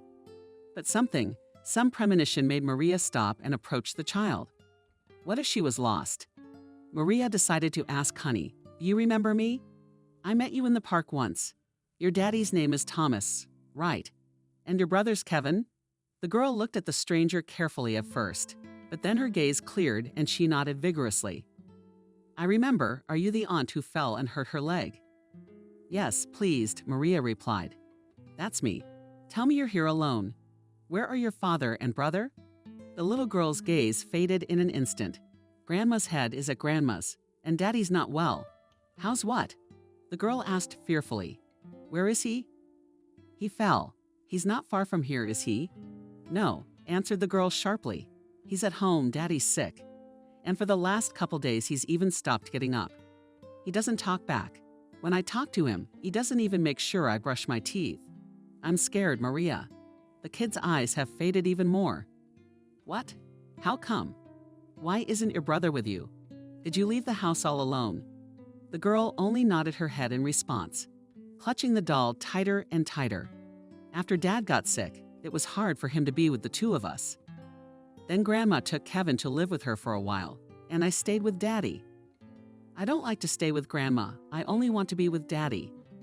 Maria couldn't believe what she was hearing. "Honey, where does your mom live?" The girl looked at Maria with her big gray eyes for a long time, then turned around and ran away. "Stop!" The girl shouted and ran after the child. "Stop! Where are you going?" "I want to help." Maria managed to catch the fugitive only after some time. The girl looped and dashed off into the yards. Maria caught up with her, gently took her hand.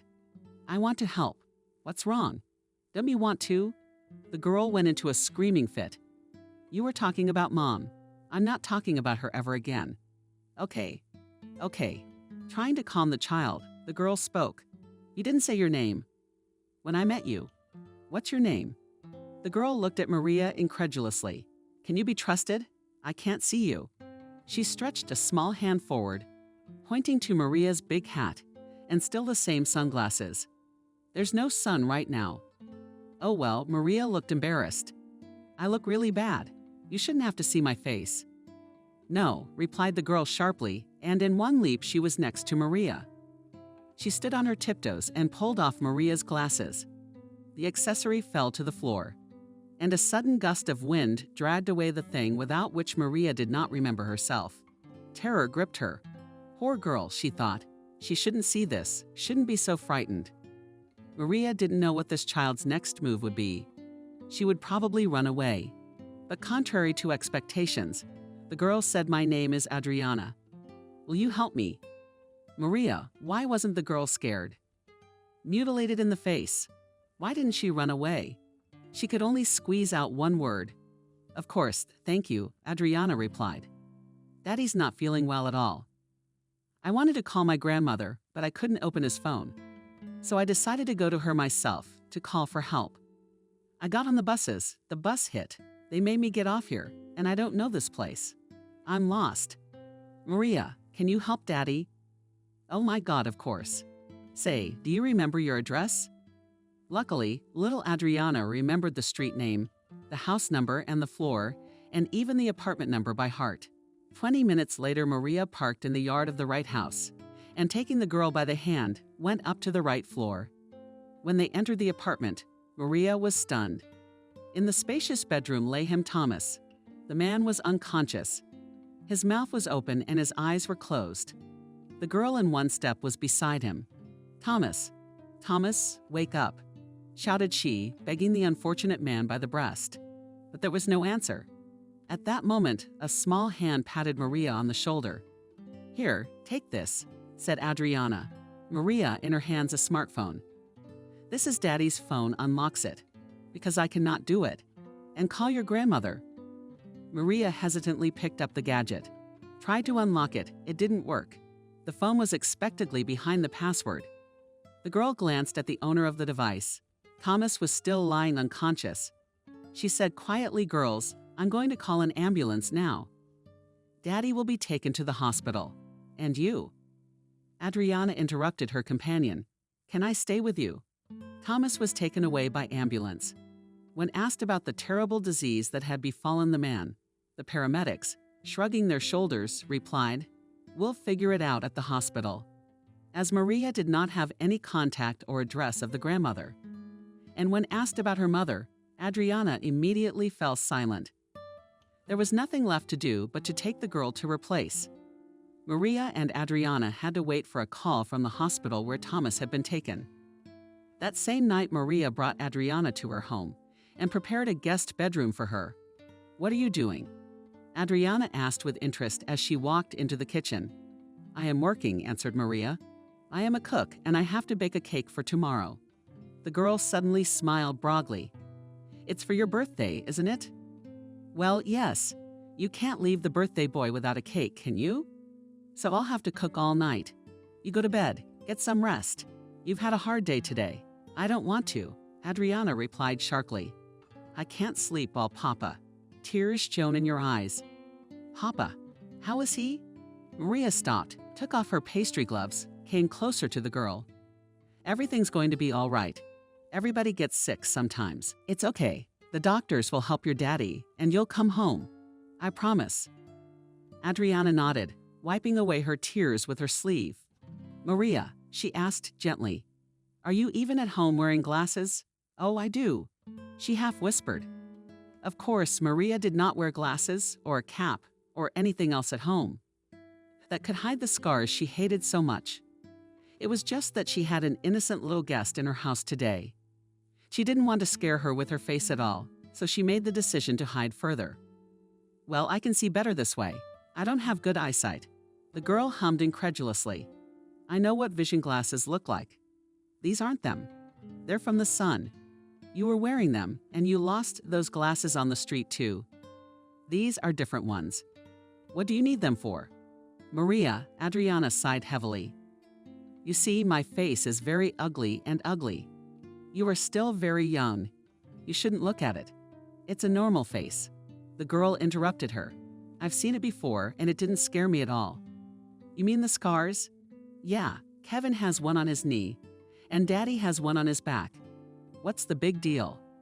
Well, honey, they're a little different. No, they're not. And with those words, the girl pulled Maria by the arm, forcing her to squat down in front of her face. She then pulled her little hands up to Maria's glasses and slowly removed them. Now there you are, beautiful. Why do you hide like a mouse? Maria didn't know what to say. I am beautiful. In a trembling voice, she asked, Don't be silly.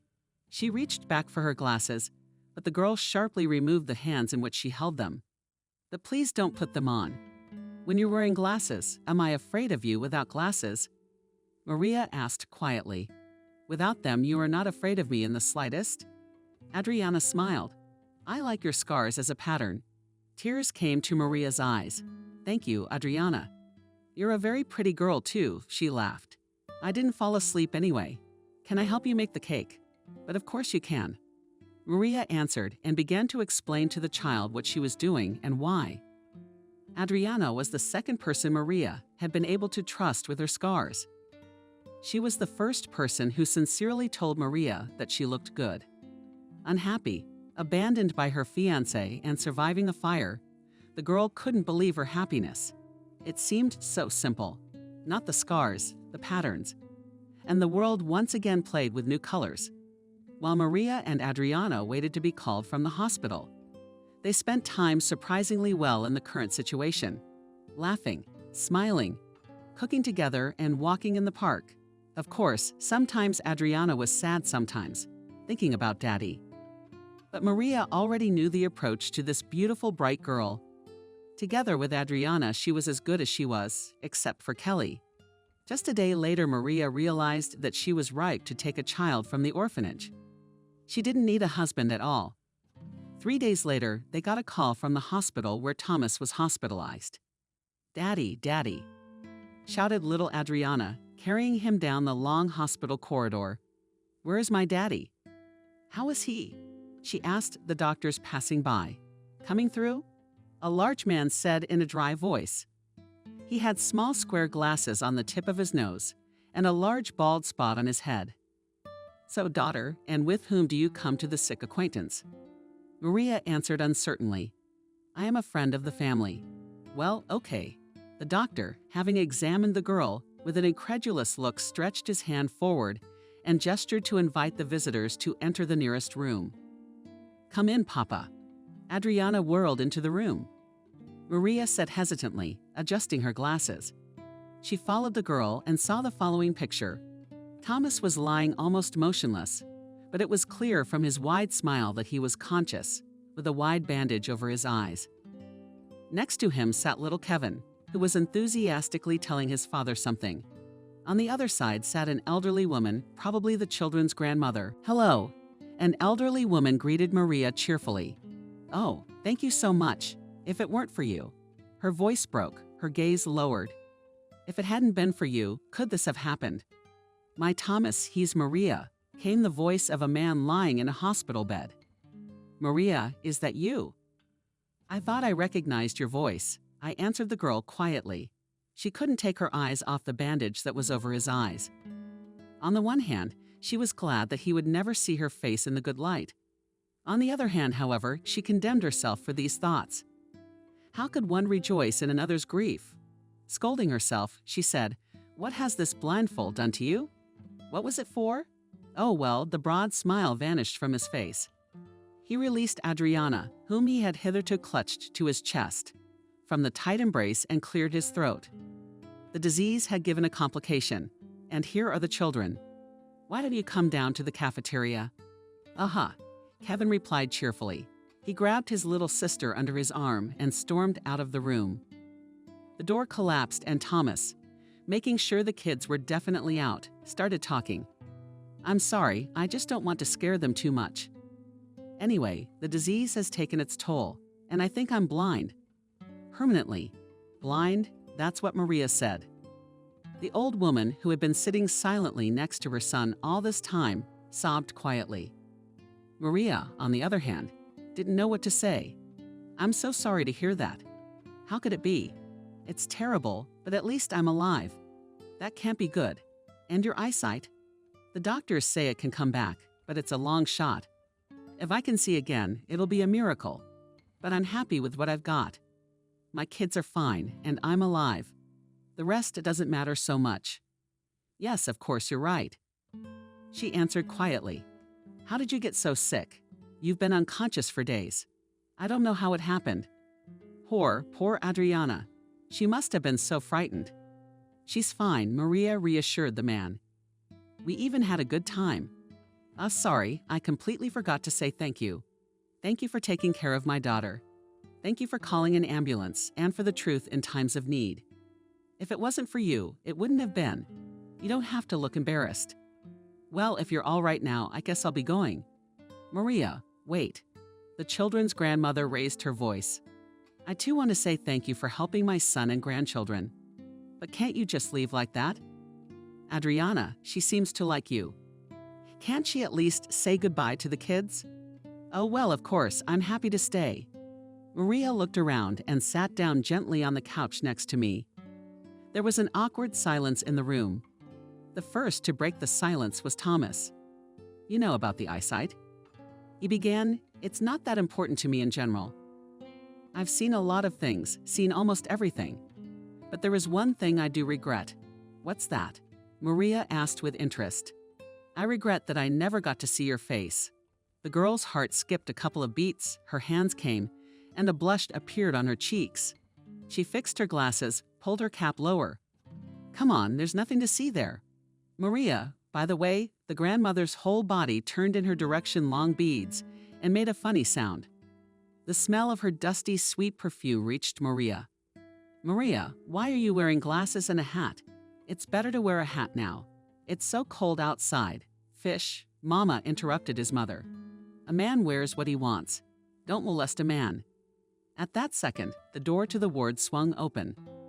Maria had time to exhale, thank God, did not have to make excuses, and the whole room was filled with happy baby, chirping. Daddy, look what we bought, shouted Kevin, but immediately became embarrassed.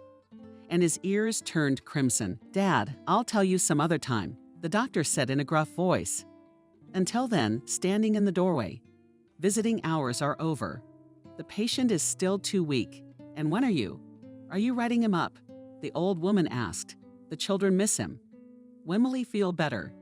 Still dryly replied the doctor. Visitors out. Children, socialize with your father. Maria, deciding that she had no right to observe personal family scenes, quickly left the room. When she was already near the registrar, she was called by a familiar elderly voice.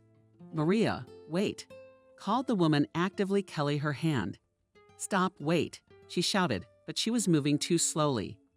At the same time, Adriana was already running towards the girl. Kevin was there a couple seconds later. Kelly, it's you. Where are you going now? The little girl asked. Daddy hasn't been discharged yet, but I have. She looked around, lowered her voice. And I don't want to live with Grandma and Kevin. I either want to be with Daddy or with you. Maria raised her eyebrows in surprise. Oh, but I don't know. If it's okay with your dad and your grandmother. Maria, is it okay with you? Asked the woman who had already gotten closer. Did she like you so much? She doesn't like coming to my place. She says it's too dark. But children, what can you do with them? Yes? Oh well, I don't mind Adriana staying with me. We get on well together. And if it's okay with you and your son, fine. The woman threw up her hands. I know you can't do that. We don't know each other very well. But you're talking to a very nice man. And Adriana is crazy about you. Yeah, and Thomas told me about you once. I think you met in the park. My name is Daria, by the way. Nice to meet you. Maria answered quietly. Thomas has talked about me, but we've only met once. I wouldn't think he'd remember me at all. You shouldn't think so, the woman replied. Oh, why are we standing here? We're bothering other people. I can take you to lunch. Maria went with Daria and the children to a cafe near the hospital. There, when the children had finished their lunch and had gone to play in the children's room, she decided to ask Thomas's mother something that had been on her mind for the past few months. Daria, she began carefully, may I ask you a question? Of course, the older woman smiled broadly. You know, I think I know what you want to ask. Pardon my curiosity, but where is the children's mother? The day I met Adriana at the bus stop, I asked her about her mom. The girl ran away from me and then said she didn't want to talk about her. You know, back that day in the park when we met, I thought, why doesn't the mother walk with her children? What a beautiful family. How could anyone not want to spend time with them? Anyway, I'm confused. Oh, Mom, Grandma exhaled sadly. She's gone. What do you mean, gone? Oh my God. I'm sorry, Maria's heart began to race again. How could she ask such an inappropriate question? Poor babies. What did she die of? Died? And then there's the grief-stricken mother who ran away. And she abandoned her children. Maria got even more embarrassed. But how could she do that? How can you abandon your own children? Oh, if I'd known. I told Thomas right away that this girl was no match for him. And when he introduced me to her, I knew she wasn't the girl to start a family with. It's still so awful. Poor kids. How did you figure it out? How? Her looks, her demeanor, her manners, her appearance. Maria, I can tell you're a good, kind girl. A girl like you should start a family. And that, oh well, he shouldn't have had anything to do with her at all. What was wrong with her? If Thomas loved her, she must have been pretty good. Well, she was. Pretending, the woman replied, shaking her head reproachfully. The girl was that girl. She's awfully handsome. Hair to the waist, big eyes, but the soul was shallow, dirty. My Thomas would never pay attention to just a pretty girl. He always wanted a girl who was good, kind, wise. She deceived him. At first, when they first met, she was all about pretending she loved cooking the kids. Thomas believed the circus, got married. And then what happened? Ran away when Adriana was 3 months old. Ran away. But to where? How do you run away from a baby that you have to breastfeed? That's how Thomas came home from daycare then, picked up Kevin, came home and froze. His wife's things were gone, the apartment almost empty. Dam even took all the money Thomas was saving for the summer house. The baby is choking from screaming, and this cuckoo left a note, saying, "Such a life is not for me, I'm leaving." She said she's found another man. He's a traveler. He doesn't need all this family life. And she's supposedly tired of all that baby snot, diapers. No, can you imagine leaving your own kid alone in an apartment? It's just creepy. Yeah, it's creepy. Why would she do all that? But if she didn't like it, why start? Daria lowered her voice. Why would she? Thomas is my well-to-do man. Smart, handsome kind. She fell for his money, had children. She probably thought she could dump the kids on a nanny and spend my son's money left and right. That's what happened. Thomas fulfilled her every whim at the beginning of their relationship. He even moved to another city because she wanted him to. But that wasn't enough for her.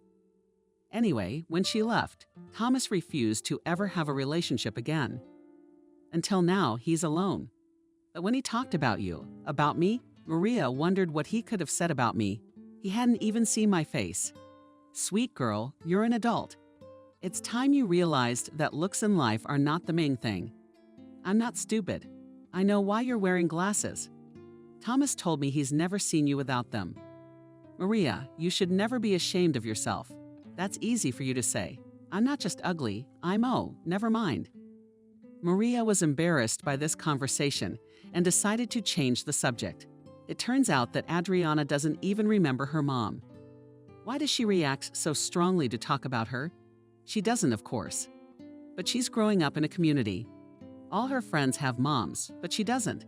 That's what she's worried about. Kevin's been easier on her sister and her father and grandmother Adriana. Girls, is it hard growing up without a mom? Yeah, it's really hard. Well, I hope Thomas meets his wife.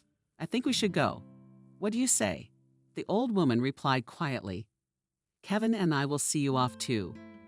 Adriana will stay with you, Maria. Of course, I'll be happy to spend a few more days with her.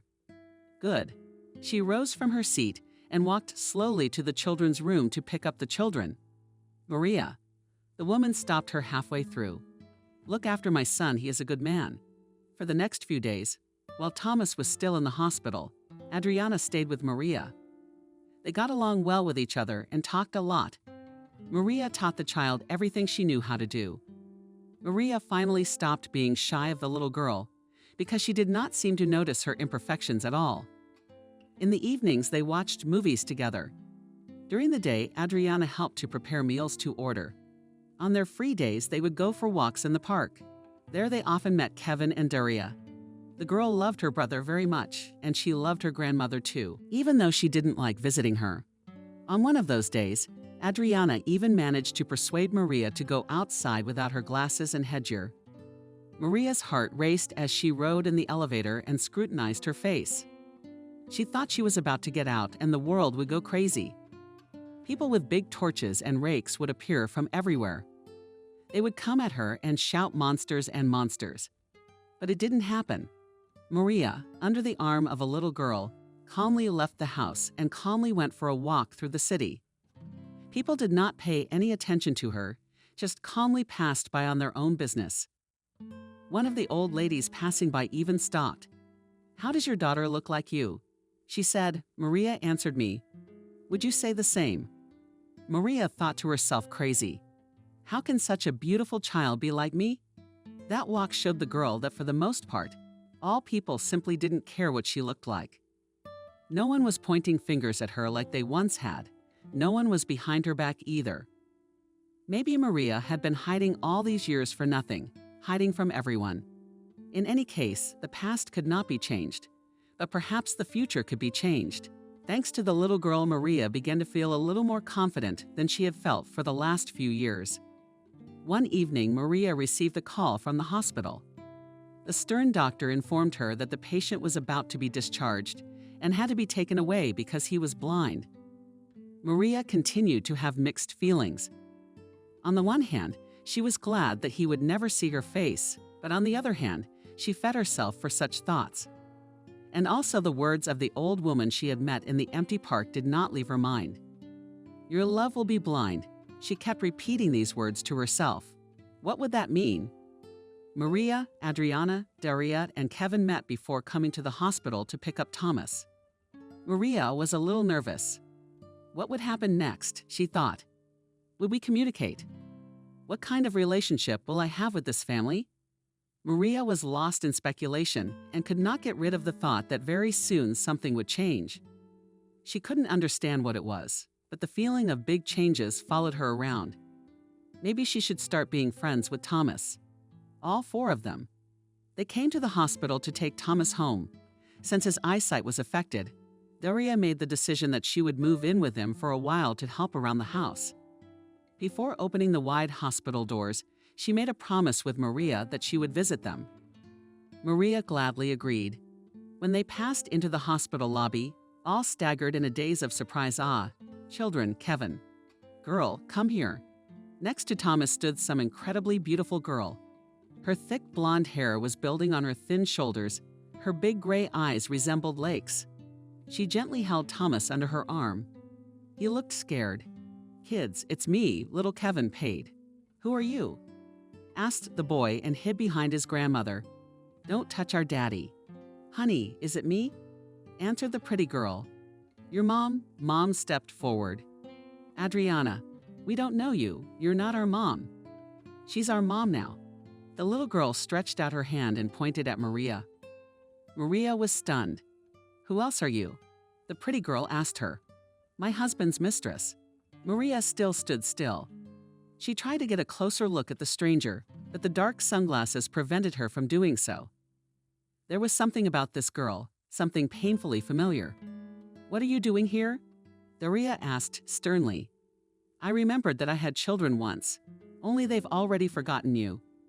You're not their mother, you're only their biological mother. Get out of here. You're not welcome here." "What am I doing here?" asked the girl, laughing. "Actually, in case you didn't know, I'm Thomas's wife. I got a call from the hospital saying he was blind. Of course I came back. I can't leave my family in the lurch." "You've already left them," Daria replied. Thomas intervened in the conversation. "It's my fault. We never got divorced. Nobody knew where she'd gone. I was going to file for divorce, but I never got around to it. It's good to have you back. We're finally seeing each other. But if you didn't get a divorce, then you didn't want to." The girl affectionately took Thomas under her arm again. "But we're going home, and you about us, apparently," and looked at Maria with anger. "And you are no longer needed here." "You're such a bitch, Molly," said Daria, "that your man left you or you ran out of money? You've come to steal from us again. But no, I'm not going to let you ruin my son's life this time. You better leave nicely or else." "Molly," Maria repeated quietly. She finally realized who was standing in front of her was the same Molly, the same sister of her ex-fiancé, the very person for whom Maria had been disfigured. Her burn scars ached, tears welled up in her eyes, and her hands shook. "Molly, where have you been?" quietly asked Maria. "What do you want?" "What business?" snarled the girl. Maria did not say anything in response. In that second, the whole puzzle came together in her mind. That mysterious man, for whom Molly was trying so hard, was the man for whom Maria had cooked the dishes that had caused that terrible fire. It was Thomas. I can't believe Maria didn't realize it. That voice was hoarse. Somewhere in the back of her mind, Maria knew it was him. And how Adriana resembled her own mother. Molly had forced her new lover to move out. Right after the fire, fearing criminal liability by moving out, she had children. And then Thomas forced her to move back in. Maybe that's why she ran away, afraid of being caught and prosecuted for locking an innocent girl in a fire. But why Maria was back now, and I wished I could throw myself at her, claw at her hair, scratch her entire face with my fingernails, scratch it so that Molly would understand what it was like.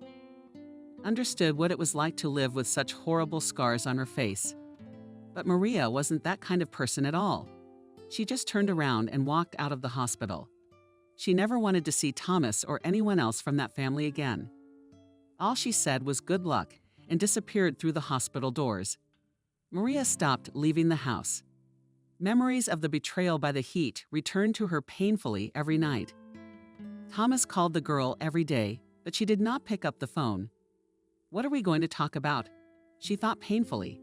She wanted to forget everything that had happened to her. But the burns kept nagging. And that family never left her mind. One evening, Maria decided to pick up her cell phone. Her friend Kelly was calling her. "Hello," Maria answered quietly. "Hello. Maria, where did you disappear to?" From the phone came the excited voice of her friend. "Oh, I've had an accident." Maria told Kelly everything that had happened to her in the last month. Her friend was completely shocked by what she heard. When Maria finished her story, Kelly said something that changed Maria's life dramatically in the future. "Maria, stop thinking about others. Think about yourself. First of all, it's Molly. I mean, she's basically a criminal. You have to go to the police and report that she's back in town." "Oh, you think she's still gonna get nailed for this? It's been years. I don't care. She's guilty and she must be punished. You won't know that until you go to the police." Maria was about to say, why would she do that? But something clicked in her head and she answered confidently, "Yes, you're right. Molly will be punished." With these words, Maria hung up the phone and immediately left the house. Heading for the police station, Maria walked out of the house alone for the first time in her life, not wearing her disguise. She walked confidently to the police station to tell them that the one who made her life go downhill was back in town. Let them see what happened to my face because of her. With that thought, she walked into the room and almost bumped into someone she already knew. "Maria." Daria looked at the girl in surprise. "Honey, what happened to your face?" "Fire. It's all a fire," she answered boldly. She didn't seem to care what anyone thought of her. She told Daria about Molly. The woman flapped her eyes fearfully. Then she replied, "I knew that girl wasn't just a bad person. She was a criminal. And you know what? I've also come to report her for the theft she committed, which she took my son's money. Maybe we should go together, Maria replied. And they went together to the front office. Mola was sent to prison. The court found her guilty of not helping at the fire and recognized the fact of stealing the money. It turned out that from the day Maria left the hospital doors, Thomas did kick the mother of his children away. He filed for divorce and talked about Maria the entire time. After the trial was finalized, the young people started dating. From now on, Maria didn't care about the scars. She completely stopped being embarrassed by them, and wearing big glasses also on her face did not become more. Although Thomas never saw her face, she knew that he loved her first of all for her soul. And appearance was still secondary. The young people married 6 months later, and Maria moved to live with him. Thomas turned out to be a very wealthy man. He owned a lot of commercial real estate. After learning that Maria dreamed of having her own restaurant, the man gave her the premises and she fulfilled her dream. The children got so used to Maria that they called her Mom, which made her heart flutter. After all, she had dreamed of having children. And after 5 years of their life together, something happened that Maria had once dreaded. Thomas came into the kitchen. "Honey, I'm here," answered the girl, putting aside. After all, the children were already at school, and Maria woke up early to bake pancakes for breakfast for her beloved. "It's okay. Yes, I am." He moved closer, and Maria noticed how her husband's gaze brightened. "What is it, Maria?" "Aya, I think I can see again," Maria asked fearfully. She tried, her hands automatically reaching for her face, but the man managed to intercept them. "Beloved, I see," joyfully he answered, pulling her into his arms. "It's a miracle, I see. And now what?" she asked gently. He gazed into her face for a long time, then answered, "Now I love you even more than before. You, so beautiful." A dome of hands and long dough spilled over the stove and onto the floor. And Maria stood, penetrated by her husband, and cried with happiness. It's not for nothing they say, don't be born beautiful, but be born happy.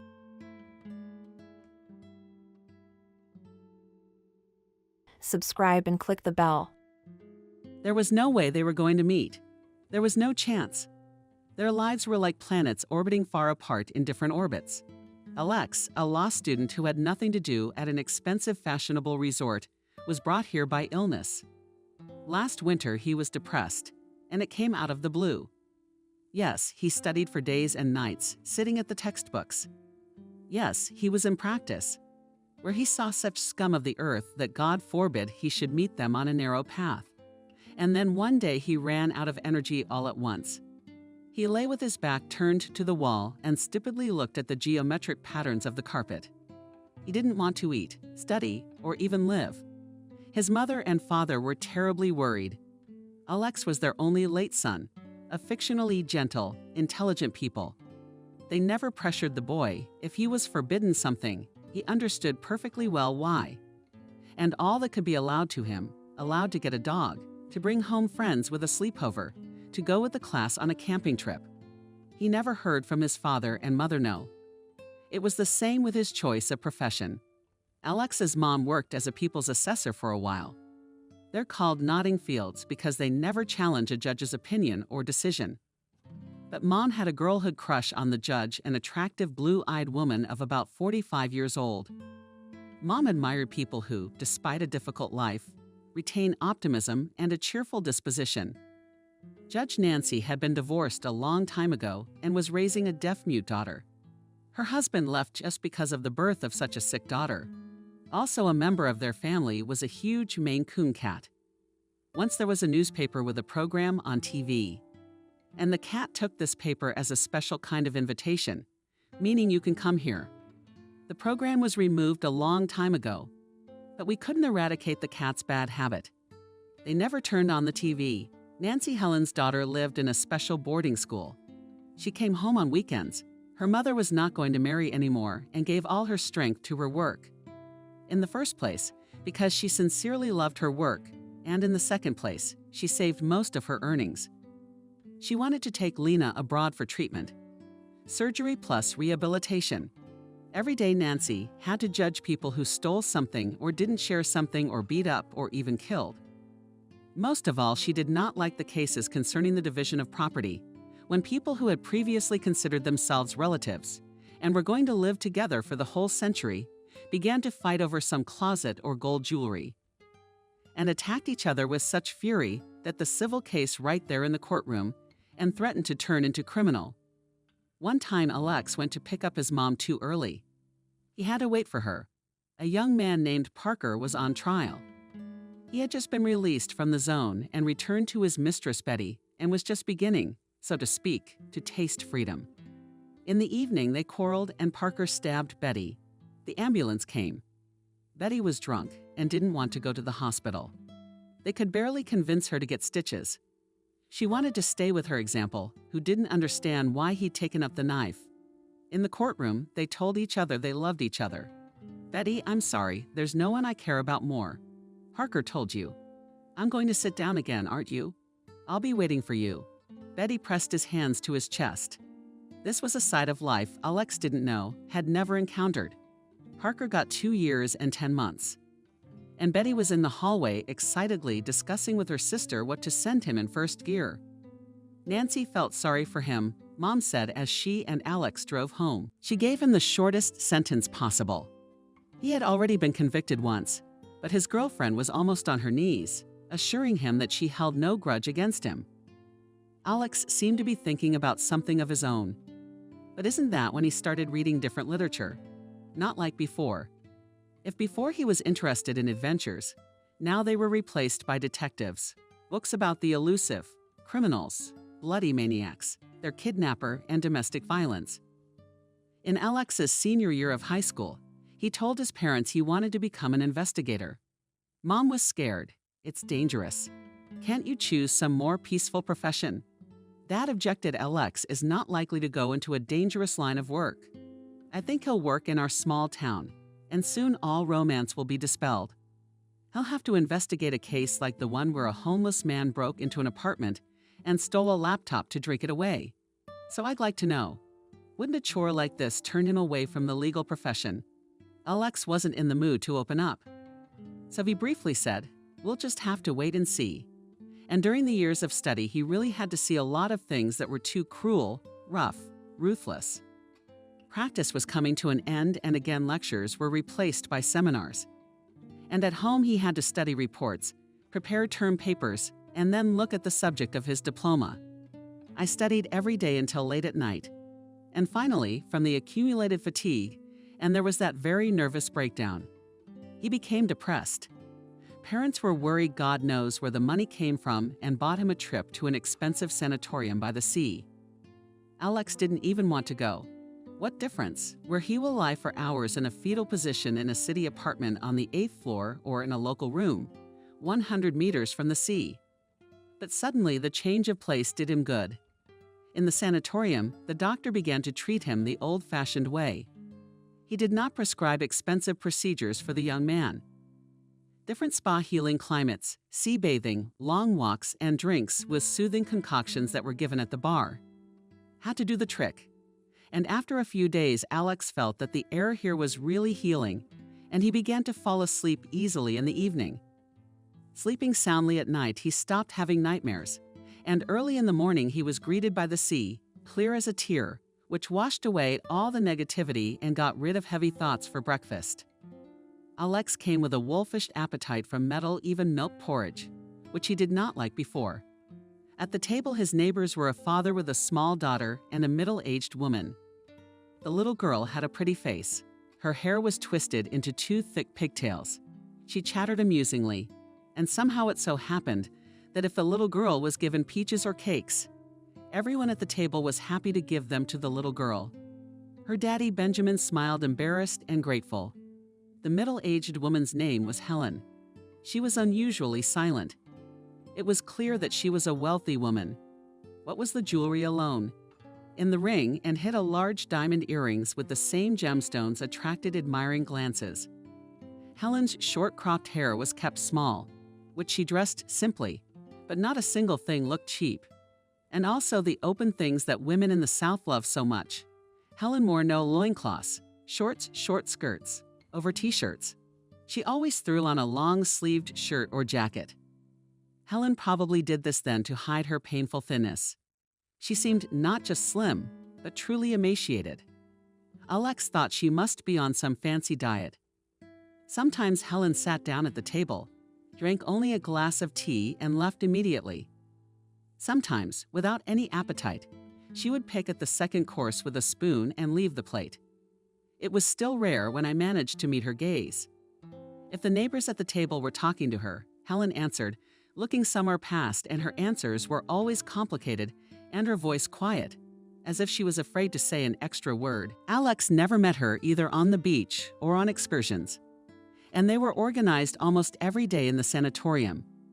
You could see Helen only on the farthest paths, and that's not immediately noticeable, sitting on a bench somewhere, face hidden by a wide-brimmed hat, enjoying the solitude. Alex didn't really care. He was glad that he was starting to come to life himself.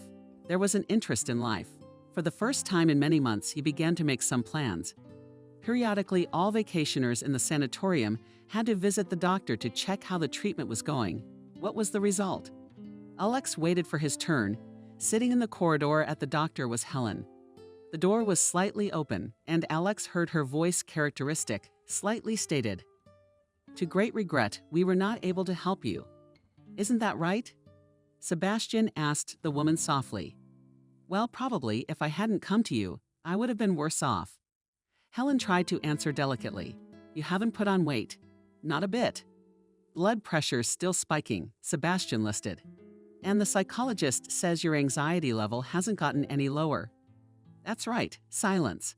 Alex imagined Helen nodded. "That's right," Sebastian summarized. "Until it's removed. The root cause you won't recover. I would recommend that you see a psychiatrist when you arrive. Apparently chemistry should already be involved here. Have him find some medication." No, Alex has never heard Helen speak so loudly and with so much excitement. "It's impossible for me. Even then, I proved with great difficulty that I'm not mentally ill." That's the only reason he got jail time. After all, he presented the case so that I made up everything with an unstable person psycho and make hysterics. Jealous of everything and everyone. Plus a vivid imagination. And it's a done deal. But you didn't do the beating yourself. Sebastian was still talking softly. "It's still a basic fact. Didn't I tell you?" He somehow convinced my friends, ex-girlfriends, to testify that I've been weird since I was young, that I can cut myself and stuff like that. Okay, apparently the doctor preferred not to go into all that. There was silence. Sebastian must have been writing.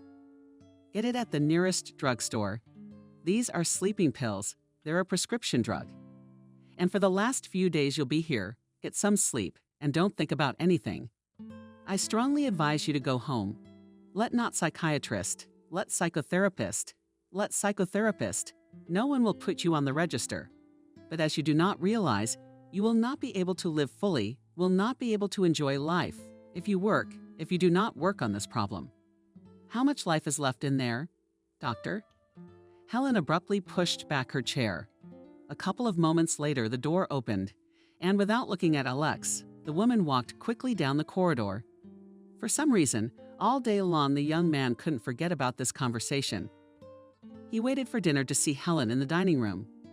Usually she was always a little late. They served very pretty cakes for dessert, baskets with cream and fruit.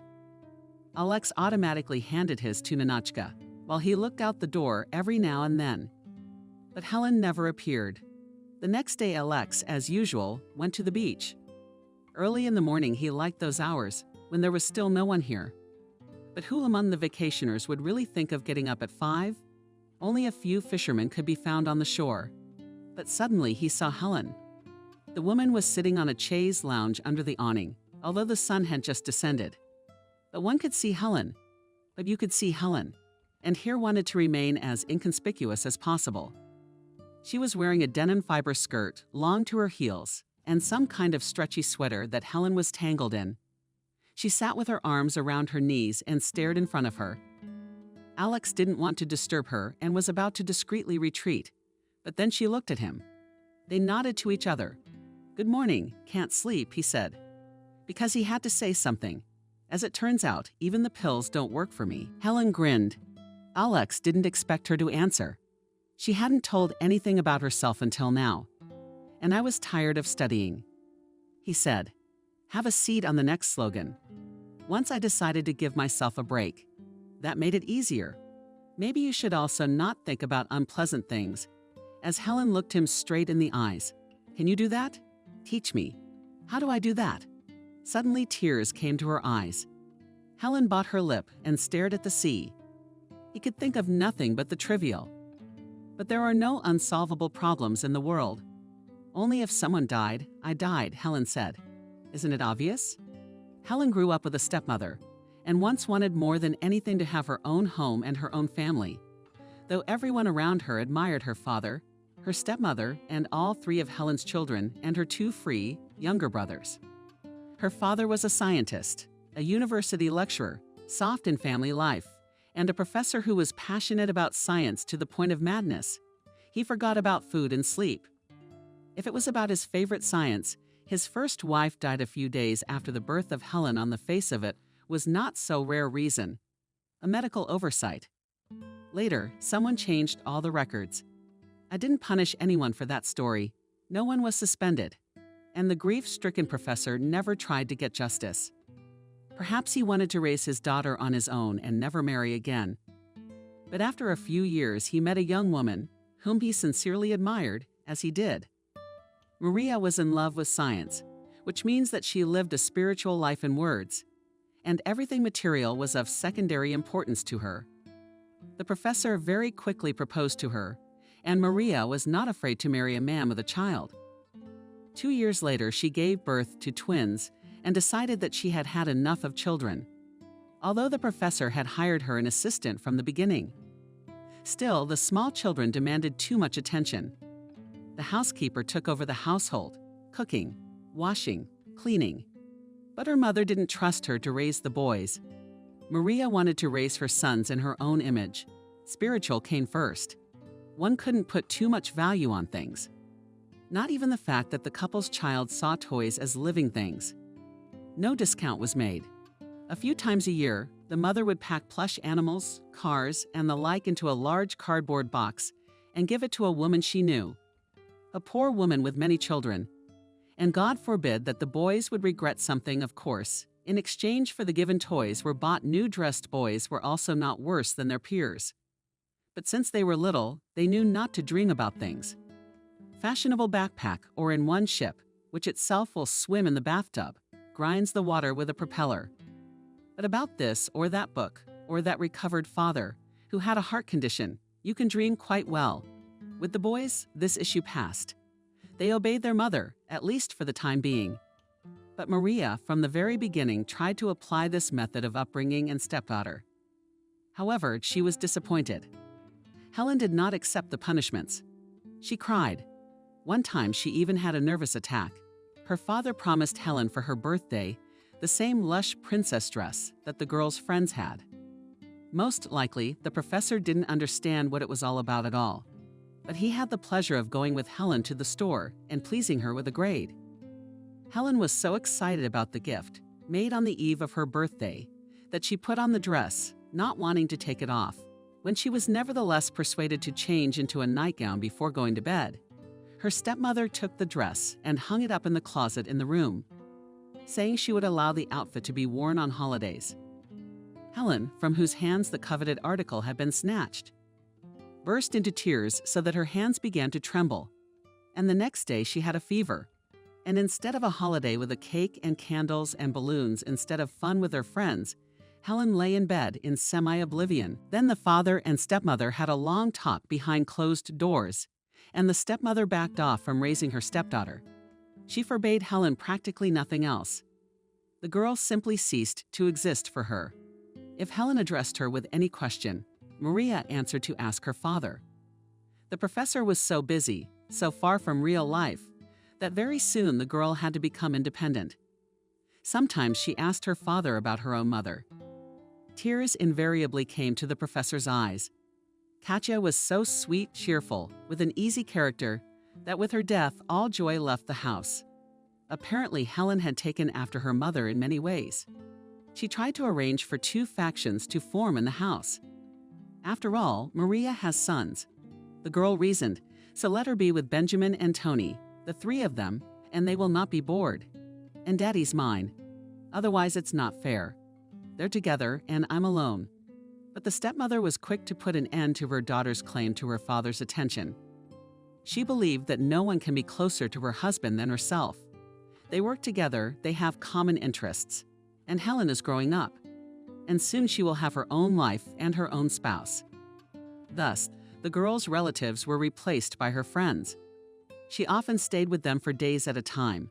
Her friends' parents didn't mind. No matter what, Helen was well, raised in a friendly manner, always tried to help with the housework. Sometimes someone would say, "I wish I had a daughter like that." Helen would only flinch. Apparently, deep down, it was weighing on her. The fact that, unlike her peers, she did not have a normal family, and she really wanted to have one. No one came to Helen's graduation. The professor was very busy. There was some important meeting of the scientific department. He asked his wife to go to the school, but at least for the solemn part of the awarding of certificates. But Maria made a distant sign. "I haven't been involved in Helen's education for a long time. I don't want to be a hypocrite, participating in this celebration." The professor only shrugged his shoulders and smiled guiltily at his daughter. "I apologized for the way things turned out." However, Helen was already hardened by life, and she only grinned. She did not expect anything else. However, the behavior of her father she still assessed as a betrayal and chose a university for herself in another city. Her father rented her an apartment. Here you have to give justice. The stepmother never interfered if the father spent money on his daughter.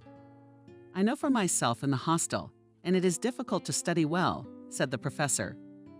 "There you stay up late, you bring friends. And if you are going to study seriously, you need a quiet and working environment."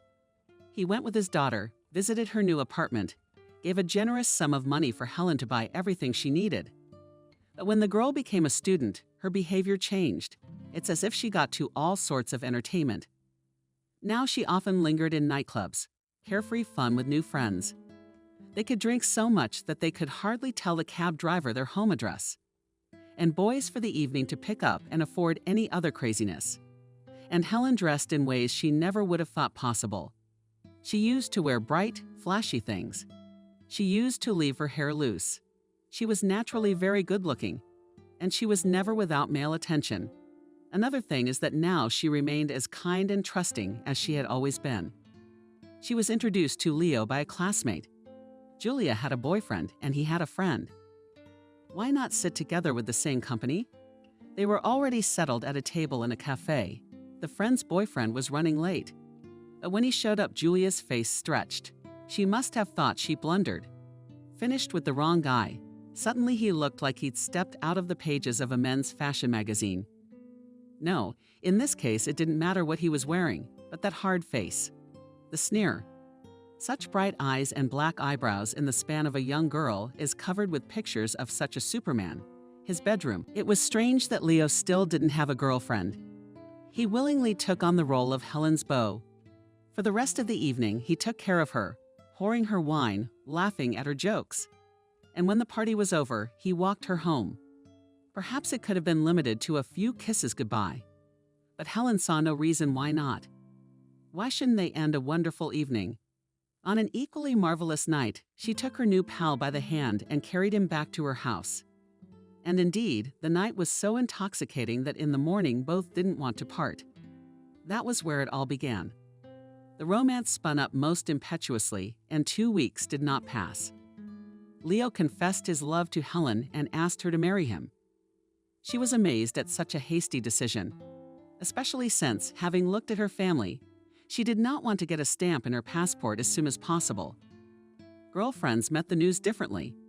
Someone who enthusiastically forbade and began to ask for a wedding, preferably as a witness. Someone who has already seen the handsome Leo and frankly invited. And Sophia's closest friend only shook her head. Sophia was not a prude at all.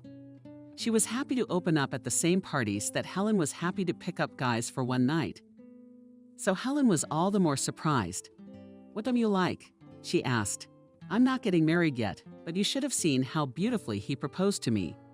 All honorable." On her knees, with a bouquet of flowers and a stunning gilt diamond ring, Helen showed her hand with a dainty ring. "I said I would think about it." With poorly concealed pride, she said, "And at any rate, as long as I wear the ring, I will be faithful to it." And what did he interrogate Sophia about? "It seemed to me that he was very upset that I had not consented," Helen confessed at once. "I think he imagined that I would turn, throw myself on his neck, and confess my eternal love in return."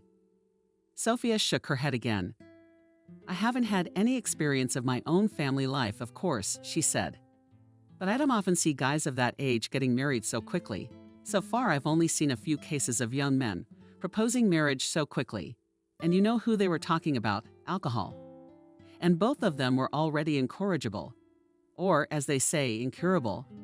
And they'd already tried marriage, but their wives couldn't take it for long." "You mean he drinks?" Helen laughed. "I'm gonna disappoint you, but I'm a leader in this business. You know I sometimes can't resist an extra cocktail, and he doesn't even guzzle. He's driving. What do you know about him?" Sophia kept up. "Well, his father left the family early. His mother raised him, but she was difficult. She drove men around and paid little attention to her son. Maybe that's what we have in common. Neither he nor I had a normal family. Maybe," Sophia agreed thoughtfully. "But if I were to advise you to look for a husband, it would be among those guys who had a normal, good family, where the father was used to taking care of the mother, whose son saw that." "And I lazily pitied with unexpected seriousness," said Helen. "He, like me, wanted warmth at home, and his mother gave all her warmth to strange men. He hoped that she would at least give birth to another child, and he would have a brother or sister to take care of. But no. He grew up a lonely orphan with a living mother. But you're not going to run off and marry him right now, are you?" "No, of course not."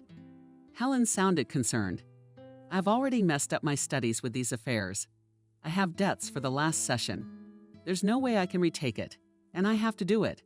It would be a big blow to my father if I suddenly dropped out of the institute. He's the one who pays my rent and gives me money to live on." "Yes," Sophia agreed. "So far you've had it easy. But if you lose your allowance, you'll have to work part-time like many other students." Unfortunately, things took a turn for the worst for Helen when she once again came to retake the course. The teacher, who already disliked her, tried to do everything to stump the girl. He asked unexpected questions, demanded knowledge of additional material. Helen had spent several sleepless nights preparing for the exam, and now she had everything mixed up in her head. She ended up getting another D. In the study section, she was told that, in general, if she did not want to be expelled, she had two options: or take a leave of absence for whatever reason or switch to a paid department. The girl was not satisfied with both options, but the second was worse than the first. Studying was expensive. She could not take this load on her father.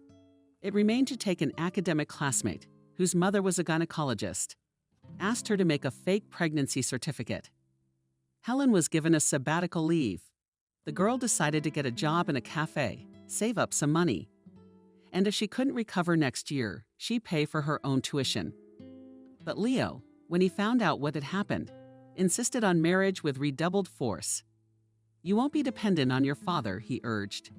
"I earn enough. If you want to, you'll study further. Do you want to?" "No. Don't you like the prospect of being your own boss?" Helen resisted for a while. She did get a job as a waitress in a small restaurant, but she didn't last long. First, she was snapped at by a customer who thought Helen was too clumsy and sloppy. Then her companions accused her of cheating on her tips.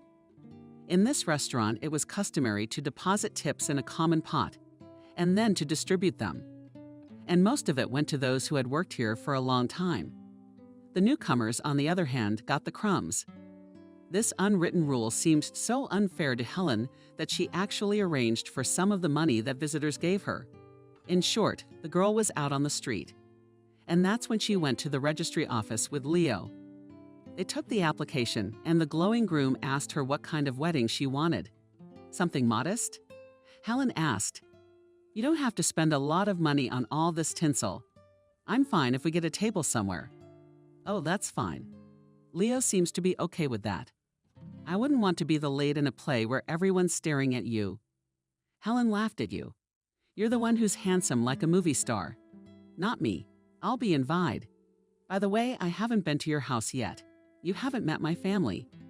My relatives live on the other side of the country and are unlikely to come to the wedding. I'd love to show you the house next weekend. Only now it seems too small. I never thought about it before. But now that I've met you, I want a big, very big family. Helen only laughed. No, she didn't mind children. But first, he'd have to get his degree. The day before the wedding, he gave her a present. They were to go on a wedding trip, but it was supposed to be special, just like he was special. He rented a cottage by a lake in one of the northern regions, but you probably can't swim there. Yes? Helen mumbled confusedly. She had assumed that they would go somewhere after the wedding. But she imagined that it would be the south, maybe Turkey or one of the European countries. Even the Krasnodar region. Sea, sun, fruit. A room in a nice hotel. They would get up at dawn and walk along the beach, holding hands. But Leo even grumbled. You can't find privacy there in season with so many people. The beaches are jammed with excursion crowds, and I want you and me to be alone. And after a few days, Helen was convinced that her husband was right. Instead, he chose a wonderful retreat and a cottage in the woods, surrounded by huge picturesque fir trees. How wonderful the pine needles smelled. It took a few minutes to walk along the wooden planking to the lake and sit on the bridges and admire the view.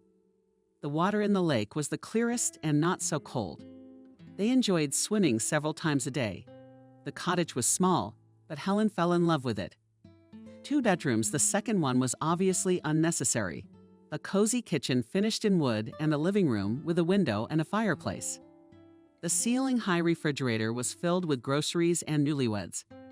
There was no need to drive to the nearest town, although it was a quarter of an hour at most by car. Helen had never had such a good time. They would actually get up at dawn, have coffee on the terrace, and then the whole day belonged to them. One could walk along forest paths, discovering new picturesque corners. You can splash as much as you like in the clear, clean water. On rainy days, one could read by the fireplace, listening to the sound of the rain. And that night they spent under the open sky, sheltered by a single plaid, with the same old starry river flowing over their heads. Helen had forgotten to bring her birth control pills. Going through the small medicine cabinet, she discovered they were gone, although she thought she had put them in with her medication. At first, she was saddened by this, but then she waved goodbye. And she felt so good next to Leo that she thought, as it will be, so it will be. She was sure her husband would solve any problem with him. She would not have to think about her daily bread, or about the fact that the child lacked something. In this corner of paradise, Helen felt as if she had rested for all the past years. She felt truly loved and desired. So she didn't want to go back to normal life. But Leo had promised her another surprise, and he was not wrong in promising that his house would make her admire him. She hadn't expected her husband to be such a wealthy man. It was a beautiful mansion on the outskirts of town. It wasn't exactly a high-profile place. It's not the waterfront, but it's near the woods. You could look at it and reminisce about your wedding trip. High, low fence, automatic opening doors. I'll be safe for you here, Leo said. No one's gonna steal you away from me. Who needs me? Helen started to pay and went to look at her new possessions. The house was not that big. A kitchen on the first floor and a living room on the first floor. 3 rooms, bedroom, study. And the third one Leo said would be a nursery. Last of all, he showed her the basement. Most of it was set up as a gymnasium. There was also a small room. According to Leo, Helen's eyes shone for storage of all kinds of junk.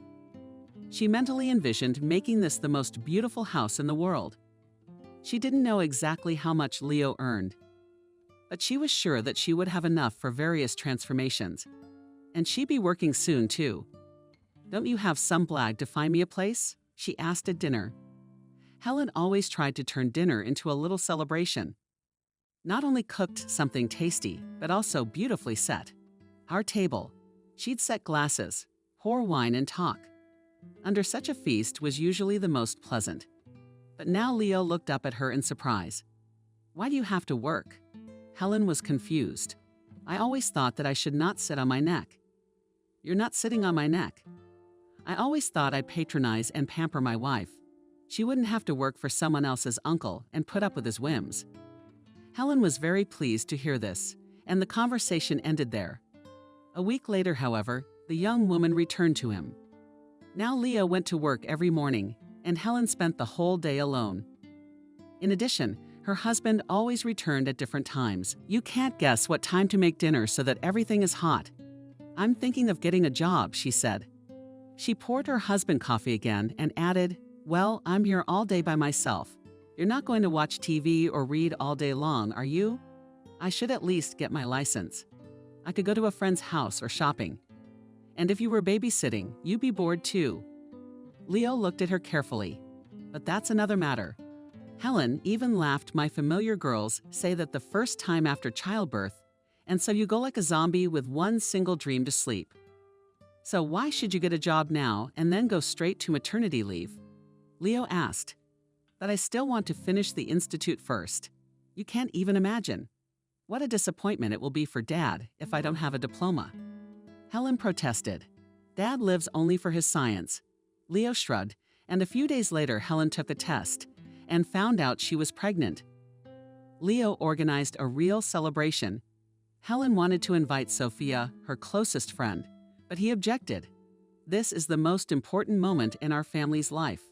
We don't need outsiders." But there were flowers and very expensive champagne and ice cream. Helen's favorite sweet, which she preferred to cakes and pastries. Leo immediately said that she would be observed and give birth in a private clinic. No flow doctor who will behave from the beginning and up to the delivery. The most attentive attitude separate room. Of course, Helen could not help but be grateful to her husband for such care. But privacy has already begun, a little burdensome for her. However, the doctor who brought her, Leo sent Helen to all sorts of examinations, and the results were not too pleased. "And you look healthier and stronger than you really are. But things aren't going so well. Something's threatening the baby. Is Helen scared?" "Not if you follow all the recommendations. The doctor said to stick to bed rest. At any moment, you could become dizzy, uncoordinated. You should be able to sit or lie down." "I see." Leo, who was present during the examination, asked his wife affectionately, "So you can't leave the house, dear? And just in case you don't run away, I'll take away your keys." He turned the matter into a joke. But soon Helen actually discovered that a set of keys was missing from her purse. "It's not funny," she said. "You're missing your husband for a long time. I might need something. It's not like I'm going to turn into a forge with no freedom. When the baby comes, everything will change."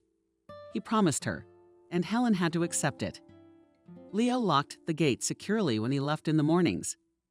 So Helen really felt like a prisoner trapped within four walls. "But at least I can have visitors." She couldn't stand it. Leo raised his eyebrows. "Who do you want to see?" "At least Sophia. It's been forever since we've met." He thought for a few moments. "Okay, invite her over for the weekend when I'm home too." Sunday night went wonderfully. Sophia had brought good wine and some toys for the baby to grow up with, she joked.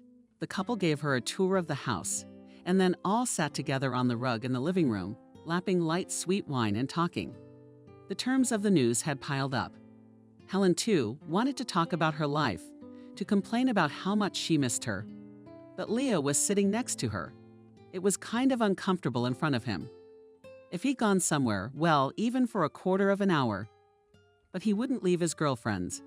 True, he behaved with extraordinary gallantry and tried to charm Sophia. The only moment they had alone together was when Sophia asked to go to the bathroom. "I'll show you the bathroom." Helen jumped up. "How do you live?" Sophia asked. As she slept, nodded her hands. Even if Leo stood under the door from behind the noise of the water, he heard nothing. Everything is normal. "Well, yeah, pretty much." Helen really wanted to tell her how much she longed. But she was afraid Sophia wouldn't understand. After all, the way she was living now was dictated by Leo's care for her. "I thought you were locked up like a bird in a cage." "No," Sophia asked obliquely. He's a good macho guy, but if you decide to run away from him, I understand. And by the way, if you want, you can stay at my place. Sophia had a small apartment, a studio, where she had lovingly designed every corner. There was room for bookshelves, a good record player, and even a small bar. And the loggia Sophia spotted and arranged there a working office, combined with a greenhouse. But only a baby crib will not fit there. And yet Helen had tears in her eyes. Sophia, it turns out, understood her. "Thank you," she whispered. That same evening, when she went to bed, Helen asked her husband, "Can Sophia come to visit us more often? I have more fun with her. I won't have to ask to go anywhere." If she was hoping to take her husband away, she was wrong. "Your girlfriend will not come to our house again," Leo said. "Why not?" Helen was stunned. "You should have thought of bringing wine to a pregnant woman." "I hardly ever drink," Helen justified herself. "You don't need a glass, but I wouldn't let you have more. If she shows up next time without me, how do I know what she's carrying? Maybe a bottle of whiskey. I assure you she wouldn't think twice. And I say what would. You're a kind soul. You don't know how jealous people can be. If something happened to your baby, your Sophia will comfort you. And in your heart you'll be glad it happened. You don't think she's jealous of you now. That you have a husband, a nice house, that you're pregnant, and that she has a job and a room the size of a dog kennel. I bet she drinks a lot and is willing to sleep with anyone she meets." Helen was hit by a wave of icy indignation. "You don't know her at all," she said coldly. "You haven't told me anything about your family. When I asked about it, you gave me complicated answers. But I can tell you about my family. I had no mother. I grew up with a stepmother. I never had a sister. Well, Sophia is the sister I've been missing my whole life. And she successfully dragged you to all sorts of companies, all sorts of bad places. What kind of hot spots? I'm imagining things. If we went to coffee shops or nightclubs, then I'm in the clear. You do realize what kind of people go there, right? Men come to eat girls like this." "I'm a girl," Helen said. "I didn't say that, but with that dog you could act like a girl." "Look, I'm not asking you where exactly you work or who you're around. You know I run a security firm. And it's all men. So maybe you're hooking up with them." Romans asked Helen in anger. He slapped her on the cheek. No one had ever hit her before. And to raise a hand on a pregnant woman. Helen recoiled and cried. "There is no greater insult to a man than what you just said to me." Leo walked out, slamming the door. Helen cried for a long time, but the room was so quiet, not a single sound coming from the room, and she gradually began to calm down. The very surroundings had a calming effect on her. It was so beautiful in her room. Everything in soft pink colors. In the end, she came to realize that it was largely her own fault. Men have certain red lines they can't cross. And she had apparently violated the unspoken prohibition. Still, Helen thought that her husband would apologize to her, and she would try to forget the horrible scene. She and her husband spent the night apart. Helen fell into an unexpectedly deep sleep after many tears. She woke up several times, and each time she checked to see if Leo was there. It seemed to her that he must be there. After all, loving people always understand if they have hurt someone else and try to earn forgiveness, even if they are not guilty. But Leo did not come. In the morning, Helen heard that her husband was going to work. She couldn't believe that he was going for nothing. Besides, she wanted to eat too. So she casually walked into the kitchen where he was finishing breakfast, poured herself a cup of coffee, and made a sandwich. "What should I buy today?" Leo asked, as if nothing was wrong. "Will you write a list?" She usually gave him a shopping list with her, except for the very first few days when she was nauseous. So it lay in a thumb drive. But now Helen opened her eyes in surprise. It was as if Leo had forgotten everything that had happened yesterday. "You hit me," she said. And I was surprised at him. It just couldn't have happened. "You had a bad dream." "Don't you remember anything?" "No," I shook my head. "But if I upset you, I'm sorry. So what should I buy today?" Helen made a short list of groceries. When her husband left, she wanted to lounge on the couch with her phone, as usual. She was used to reading books from digital libraries lately, but she couldn't find her cell phone. In vain, She looked for it all over the room, checked the bathroom, looked in every nook and cranny in the living room and kitchen. There was no cell phone. She remembered that there was a landline in the house and decided to call her own cell phone from it. Then she would hear a familiar tune and find the missing cell phone. But it turned out that the landline phone was disconnected. That day, Helen was unusually bored. She didn't know what to do until her husband arrived. She had long since weaned herself off the television. Walking was only possible in the small garden. You can't go beyond the fence. The gate is locked. Shit, she can't even contact Sophia. If the cell phone is somehow lost, Sophia could buy a new one, and she would give her friend the money later. When Leo arrived in the evening, the first thing Helen asked him was if he knew where the phone was. Though in her heart she was sure he would answer no. All the more startled by his words. "You don't want the phone." "How's that?" She sat like that. "You'll be calling your friends, talking about your life to me. And I don't want anyone dragging my name around. Especially not dirty girls like Sophia. And you say you don't remember the scene last night." Helen summarized bitterly. "I'm afraid it will be exactly the same today. I don't know what you mean, but all that cell phone service and radiation. I don't think it's good for the baby." Helen laughed, but it sounded almost hysterical. "Look, this isn't the Stone Age, and everyone has a cell phone. I don't part with mine." And I know his voice was calm, like he was talking to a baby, but it's not good for you. Look at you now, your nerves are shot. And I need to keep you safe from any anxiety. Give me the phone, and I'll calm down. I brought you something else." Leo went out and came back with a small flat box. "You say you mostly read books on the internet? I bought you an ebook, and at my request, they put 100 detectives and love stories in it. When you read it, everyone tells me I'll announce your library, but that's not what this is. Do you have a TV for the news? What else do you need? I need to be able to contact someone. You're out all day. What if something happens to me? Get sick? I'd have to call an ambulance to get you out of work. Now I won't leave you so long." Leo said affectionately, "I'll stop by in the middle of the day to see if you're all right." And he did visit her once or twice a day. He always came at different times, and he didn't stay long, sometimes only for a few minutes, to make sure everything was all right.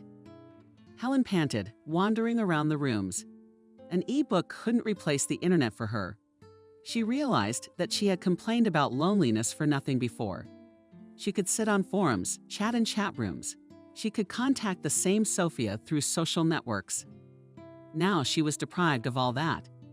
The books her husband had downloaded for her were cheap reading and couldn't occupy her thoughts. Does he really care about me that much? She asked herself, but it's really choking me. Hormones were probably affecting her too, because she didn't recognize herself. Every now and then she started crying like a hurt child and felt very unhappy. A few days later, Helen told her husband, "I can't go on like this. I'm leaving you."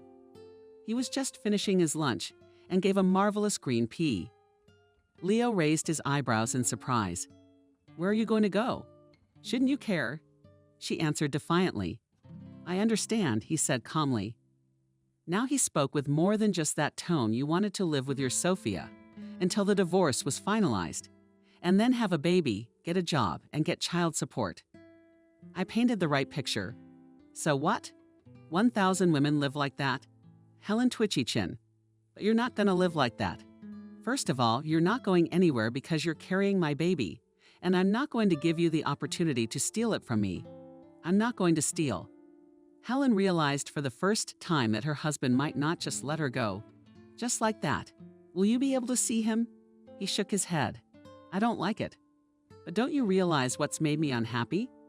You're not yourself right now." Leo took his time and poured coffee for both of them. "Then when the baby comes, you'll think you're crazy for a while. It's okay, it'll get better. You'll see. But you can't stop me from leaving.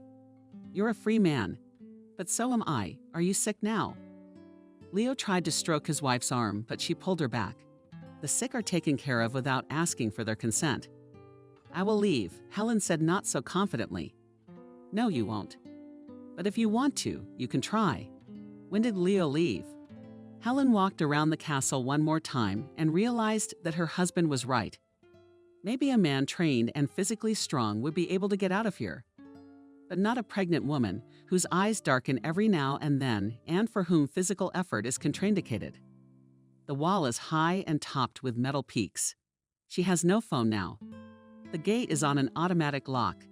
The house is set back from the other buildings, and there's no way that if she screams, anyone will hear her. And besides, it would be a lot easier for Leo to make her look crazy. Helen remembered an acquaintance who had an elderly mother. Emily would go to work in the mornings, and the old lady would open the window and scream that she was being murdered. Called her daughter for help. Her greatest fear was that her mother would fall out. So she finally put bars on the windows. The mother was sedated, but nothing worked. Her screams echoed down the street. Another thing, the neighbors were aware of what was going on and did not rush old ladies to help. Nevertheless, Helen tried to climb up to the attic. The roof of the house was flat, and part of it was a kind of observation platform.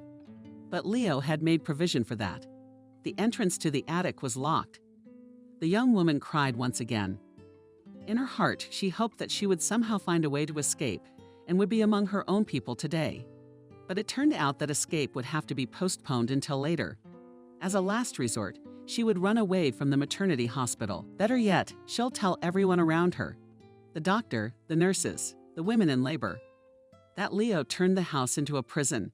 He's kept her imprisoned her entire pregnancy, and now needed to help her sneak out of the maternity ward with the baby. Helen didn't much care where she went. She could stay at Sophia's for a while. Cramped, but not too cramped. Then maybe she could find some work so that she could afford a nanny for the baby. At the very least, she'll move in with her father. He wouldn't kick her out of the house. Thoughts of her father brought her back to the institute, which Helen had forgotten all about. Her father still thinks she's studying, doesn't he? He sends her money for the apartment, and it is saved on her card. But Leo has the card too, as well as all family documents, passports, policies. He hid them all in the home safe under the pretext that Helen's absent-mindedness is not worth losing documents at the most inopportune moment. When we get to the maternity hospital, we'll find out that you left everything at home and can't remember where your passport is. That's when Leo was telling her all this. His words had sounded like a joke, but now Helen realized that she was the door behind which she was, figuratively speaking, locked. Another shift appeared. It would be okay if she could get away. Sophia will give her money for a cab, and her father won't ask for his own daughter's papers. If Leo won't give her passport back, Helen will recover it later. She'll say she lost it. In the meantime, maybe try another way to give up food. If she goes on a hunger strike, Leo will have to do what she wants. After all, he's so looking forward to this baby. He will not allow Helen to starve. It could be bad for the baby. And on this day, she didn't make dinner. When her husband returned, Helen sat in her room on the wide windowsill and looked out of the window. It was raining. There was a fence and wet lilac bushes in front of her eyes. She knew her husband was about to make sure there was nothing to eat if he made a scandal. Well, Helen was ready for that.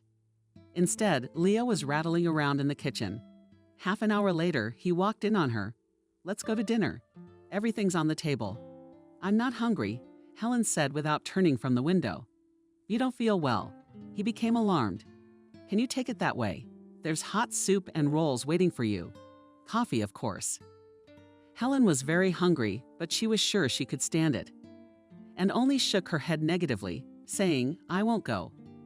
"If you don't break the regimen," Leo kept talking to her like a child, "we'll go out this weekend. We'll walk in the park, have ice cream. You've really been away from home, haven't you?" Helen couldn't believe her ears. Leo couldn't realize that when she was outside the gate, she would leave him immediately. She'd jump out of the car. For that matter. Yeah, he nodded. "I'm not kidding." "Well said, Helen. I'll be right down." She cleaned herself up a bit, washed her face, and changed her pajamas for a robe. She didn't like to walk around, unraveled. But until this minute her mood had been so bad that she didn't feel like doing anything. Now it was different. "So pull yourself together," her husband said to her at dinner. "If you don't feel well, of course we won't go anywhere. But if everything will be normal, then I intend to treat you a little. Shall we go to the store and get you something?" You'll soon be able to wear the clothes you're used to. It was Monday, and all week Helen had behaved exemplarily. Now she had no doubt that she would be free before the deadline. She did the usual household chores, and at the same time her head was full of thoughts. If Sophia had guessed and come to her house when her husband was away, they could have talked over the fence. Maybe somehow a friend could give her the phone. But in any case, Sophia wouldn't refuse to take her in. Helen had no doubt about that. On Saturday morning, Helen looked at her husband, as if asking what their plans were for the day. "Unfortunately, I'm being called into work today," Leo said. "Getting my second cup of coffee. Do you remember what you promised me?" The young woman couldn't stand it. What did he pretend not to remember? But then he laughed. "Of course, I know how much you're looking forward to it. Let's go tomorrow right from the morning." It was rainy on Sunday, but Leo was not going to cancel the trip. First, he brought Helen to the country square. The rain had already stopped freezing, but there was not a single person in the alleys. The young woman was very disappointed at the circumstance. If she just tried to run away from Leo here, he would catch up with her in a few seconds, and there was no one to turn to for help. At this time, the husband received a phone call. "There is a slight change of plans," he told Helen. "I have to be in the office now, but..." It dragged on interminably. "You can go shopping by yourself. I'll give you the card, if you don't mind." Helen could only nod. "I'll give you 2 hours. I'll call a cab, then I'll wait for you at home." Leo sat his wife down himself, pulled up his car, and gave the address Center City, the very street that was considered the center of big and small stores. Helen watched in the small mirror as her husband's figure moved away. "Change of plans," she told the cab driver. "As soon as the car rounded the corner, I'll stop by a friend's house first." If only she had ended up at Sophia's, she would have nothing more to fear. Helen didn't regret not bringing her things with her. Didn't care. She would get a job and be able to provide herself and the baby with the essentials. The main thing was to get out of this captivity. The cab driver shrugged his shoulders, saying he didn't care where he was taking her. And after a quarter of an hour, he stopped the car near the house where Sophia lived. Helen awkwardly got out of the cab. She had lost the gracefulness of her movements since the onset of her pregnancy. She still had to climb to the 3rd floor, and her heart was racing like a hare's. There was a slight odor of Wendy's in the stairwell, and Helen was overcome with nostalgia. It had always smelled like this in here. Sophia's neighbor old lady, Wendy, had a great deal of respect for it, and put it generously in all the closets and commands. Helen pressed the bell button, imagining that in a few seconds her friend would open the door for her, and they would throw themselves around each other's necks. But no one rushed to open it. In vain, Helen called again and again with a falling heart. The young woman realized that her friend was not at home. She must have gone to the store somewhere. But she would wait for Sophia. There was no other way out. Helen lost the bag and sank down on the steps. When she heard the front door open, she was alarmed. It could have been Sophia. A few moments later, she couldn't believe her eyes. Leah was coming up the stairs. "How did you find me?" she asked, barely audibly. "Honey, it was a test, and you didn't pass it." "I had no doubt you would escape, though. And of course, I had no trouble guessing where. There's nowhere else to go. If you were smart, you'd get in a cab and go to your father's. But you're a poor, naive fool. Don't call Sophia. She's on vacation in the South, and I'm sure she's perfectly happy and doesn't think about you. And you knew she was away." Helen asked with just her lips. "Of course I knew. Otherwise, I wouldn't have offered you that walk. What kind of a bitch are you?" "Now let's go home," calmly, Leo continued. Not long before, Helen was contemplating when she would go into labor, whether it would be possible to keep from screaming, to shout in front of everyone. It seemed very embarrassing to her. But now she was exactly screaming help. Leo squeezed her hand tightly. "You want me to call the psychiatric team?" "I have a friend who works there. He's aware of the problem and will come faster than the police. If you expect her to be called by the neighbors, a psychiatrist will tell the cops you have a diagnosis, and a caring husband will drive you. So I suggest you don't embarrass yourself and make yourself look crazy in front of a lot of other people." With her head down, Helen followed her husband. The tide of emotions was too strong. She felt sick, barely able to stand on her feet. Leo's car was parked in the driveway. He loaded his wife into the back seat like a thing in a mirror. Helen saw his grin. She closed her eyes and didn't open them the whole way. She really felt no longer a human being as a person as before, but an object, belonging to a master. Helen had become depressed. Not only did she not do household chores, but she would not leave her room, lying all day long, turning her back to the wall and keeping silent when she had to get up to go to the restroom. She felt herself weakening quickly, and it was a pleasant sensation. Helen wanted to sink into oblivion as soon as possible and leave this world that way. And the last thing she wanted was for Leo to disturb her and talk to her. The day came when he came and put a chair next to her bed and sat down. "It won't go on like this," he said. "If you don't eat, you won't last long." Helen twitched and, without turning around, made it clear that she didn't care. "Now you're definitely mentally ill," Leo continued. "And if you don't do something about it, you're not going to get better." "Let me go," Helen said. "Come with me." She got out of bed, listless, like a marionette. She no longer believed her husband. Leo held her hand tightly as they went down the stairs and then down another one to the basement. Helen wondered if she had the strength to make it upstairs. After all, and this was indifferent to her, what did it matter where she lay? Might as well be on the floor in the hall. In the basement, Leo opened the very door that was usually closed, for which his old things were kept, as he had said. Now Helen saw that the room was completely empty. A cage. Now her husband held Helen by both hands and spoke to her like a child. "If you behave as you do now, I won't be able to leave you alone. You understand? In your condition, you could hurt yourself. There's plenty of opportunity for that up there in the house. And I can't let anything happen to you and the baby. You keep going. You'll be seen by a psychiatrist friend of mine, prescribed pills, and you'll live here with all the furniture. Mattress, night potty is fine. You had this torture chamber specially set up?" she asked. "No," I shrugged. "It's not uncommon for mansions to have a secret room like this to hide in. If there's a break-in, a robbery, or some other emergency. This time it's my emergency. You're the one who wants to be medicated, so you'll lie there like a vegetable. Why do you need all this?" Helen didn't realize she was going to ask that question herself. Neither did Leo expect it. He was silent for a few moments. "Because you're mine," he finally said. "When you and I got married, you're the only one I belong to. I've never thought of leaving you or changing you, but you're always tearing yourself apart. But I won't let you go. You promised, Leo. But 1 million people get divorced." Helen said tiredly, "What makes you think our marriage is special? I think you're the one who's mentally ill, not me." "Be that as it may," he replied, holding back his anger. "Do you have to answer that question? Do you want to spend the time left before the birth in a human way? Or do you want to be locked up in here? Not humanly. It will be either way." Helen sighed. "You know, I don't care. It's up to you." "Okay," he said. "We'll give you another chance. Well, have something to eat tonight. Let's go upstairs." And Leo helped his wife up the steps, overcome that she couldn't do it alone. Helen knew she had to wait for the birth, but she could not have imagined the shock that awaited her. The young woman had packed a bag in advance with things she might need at the hospital. If Leo wished to check on her, well, there were no secrets.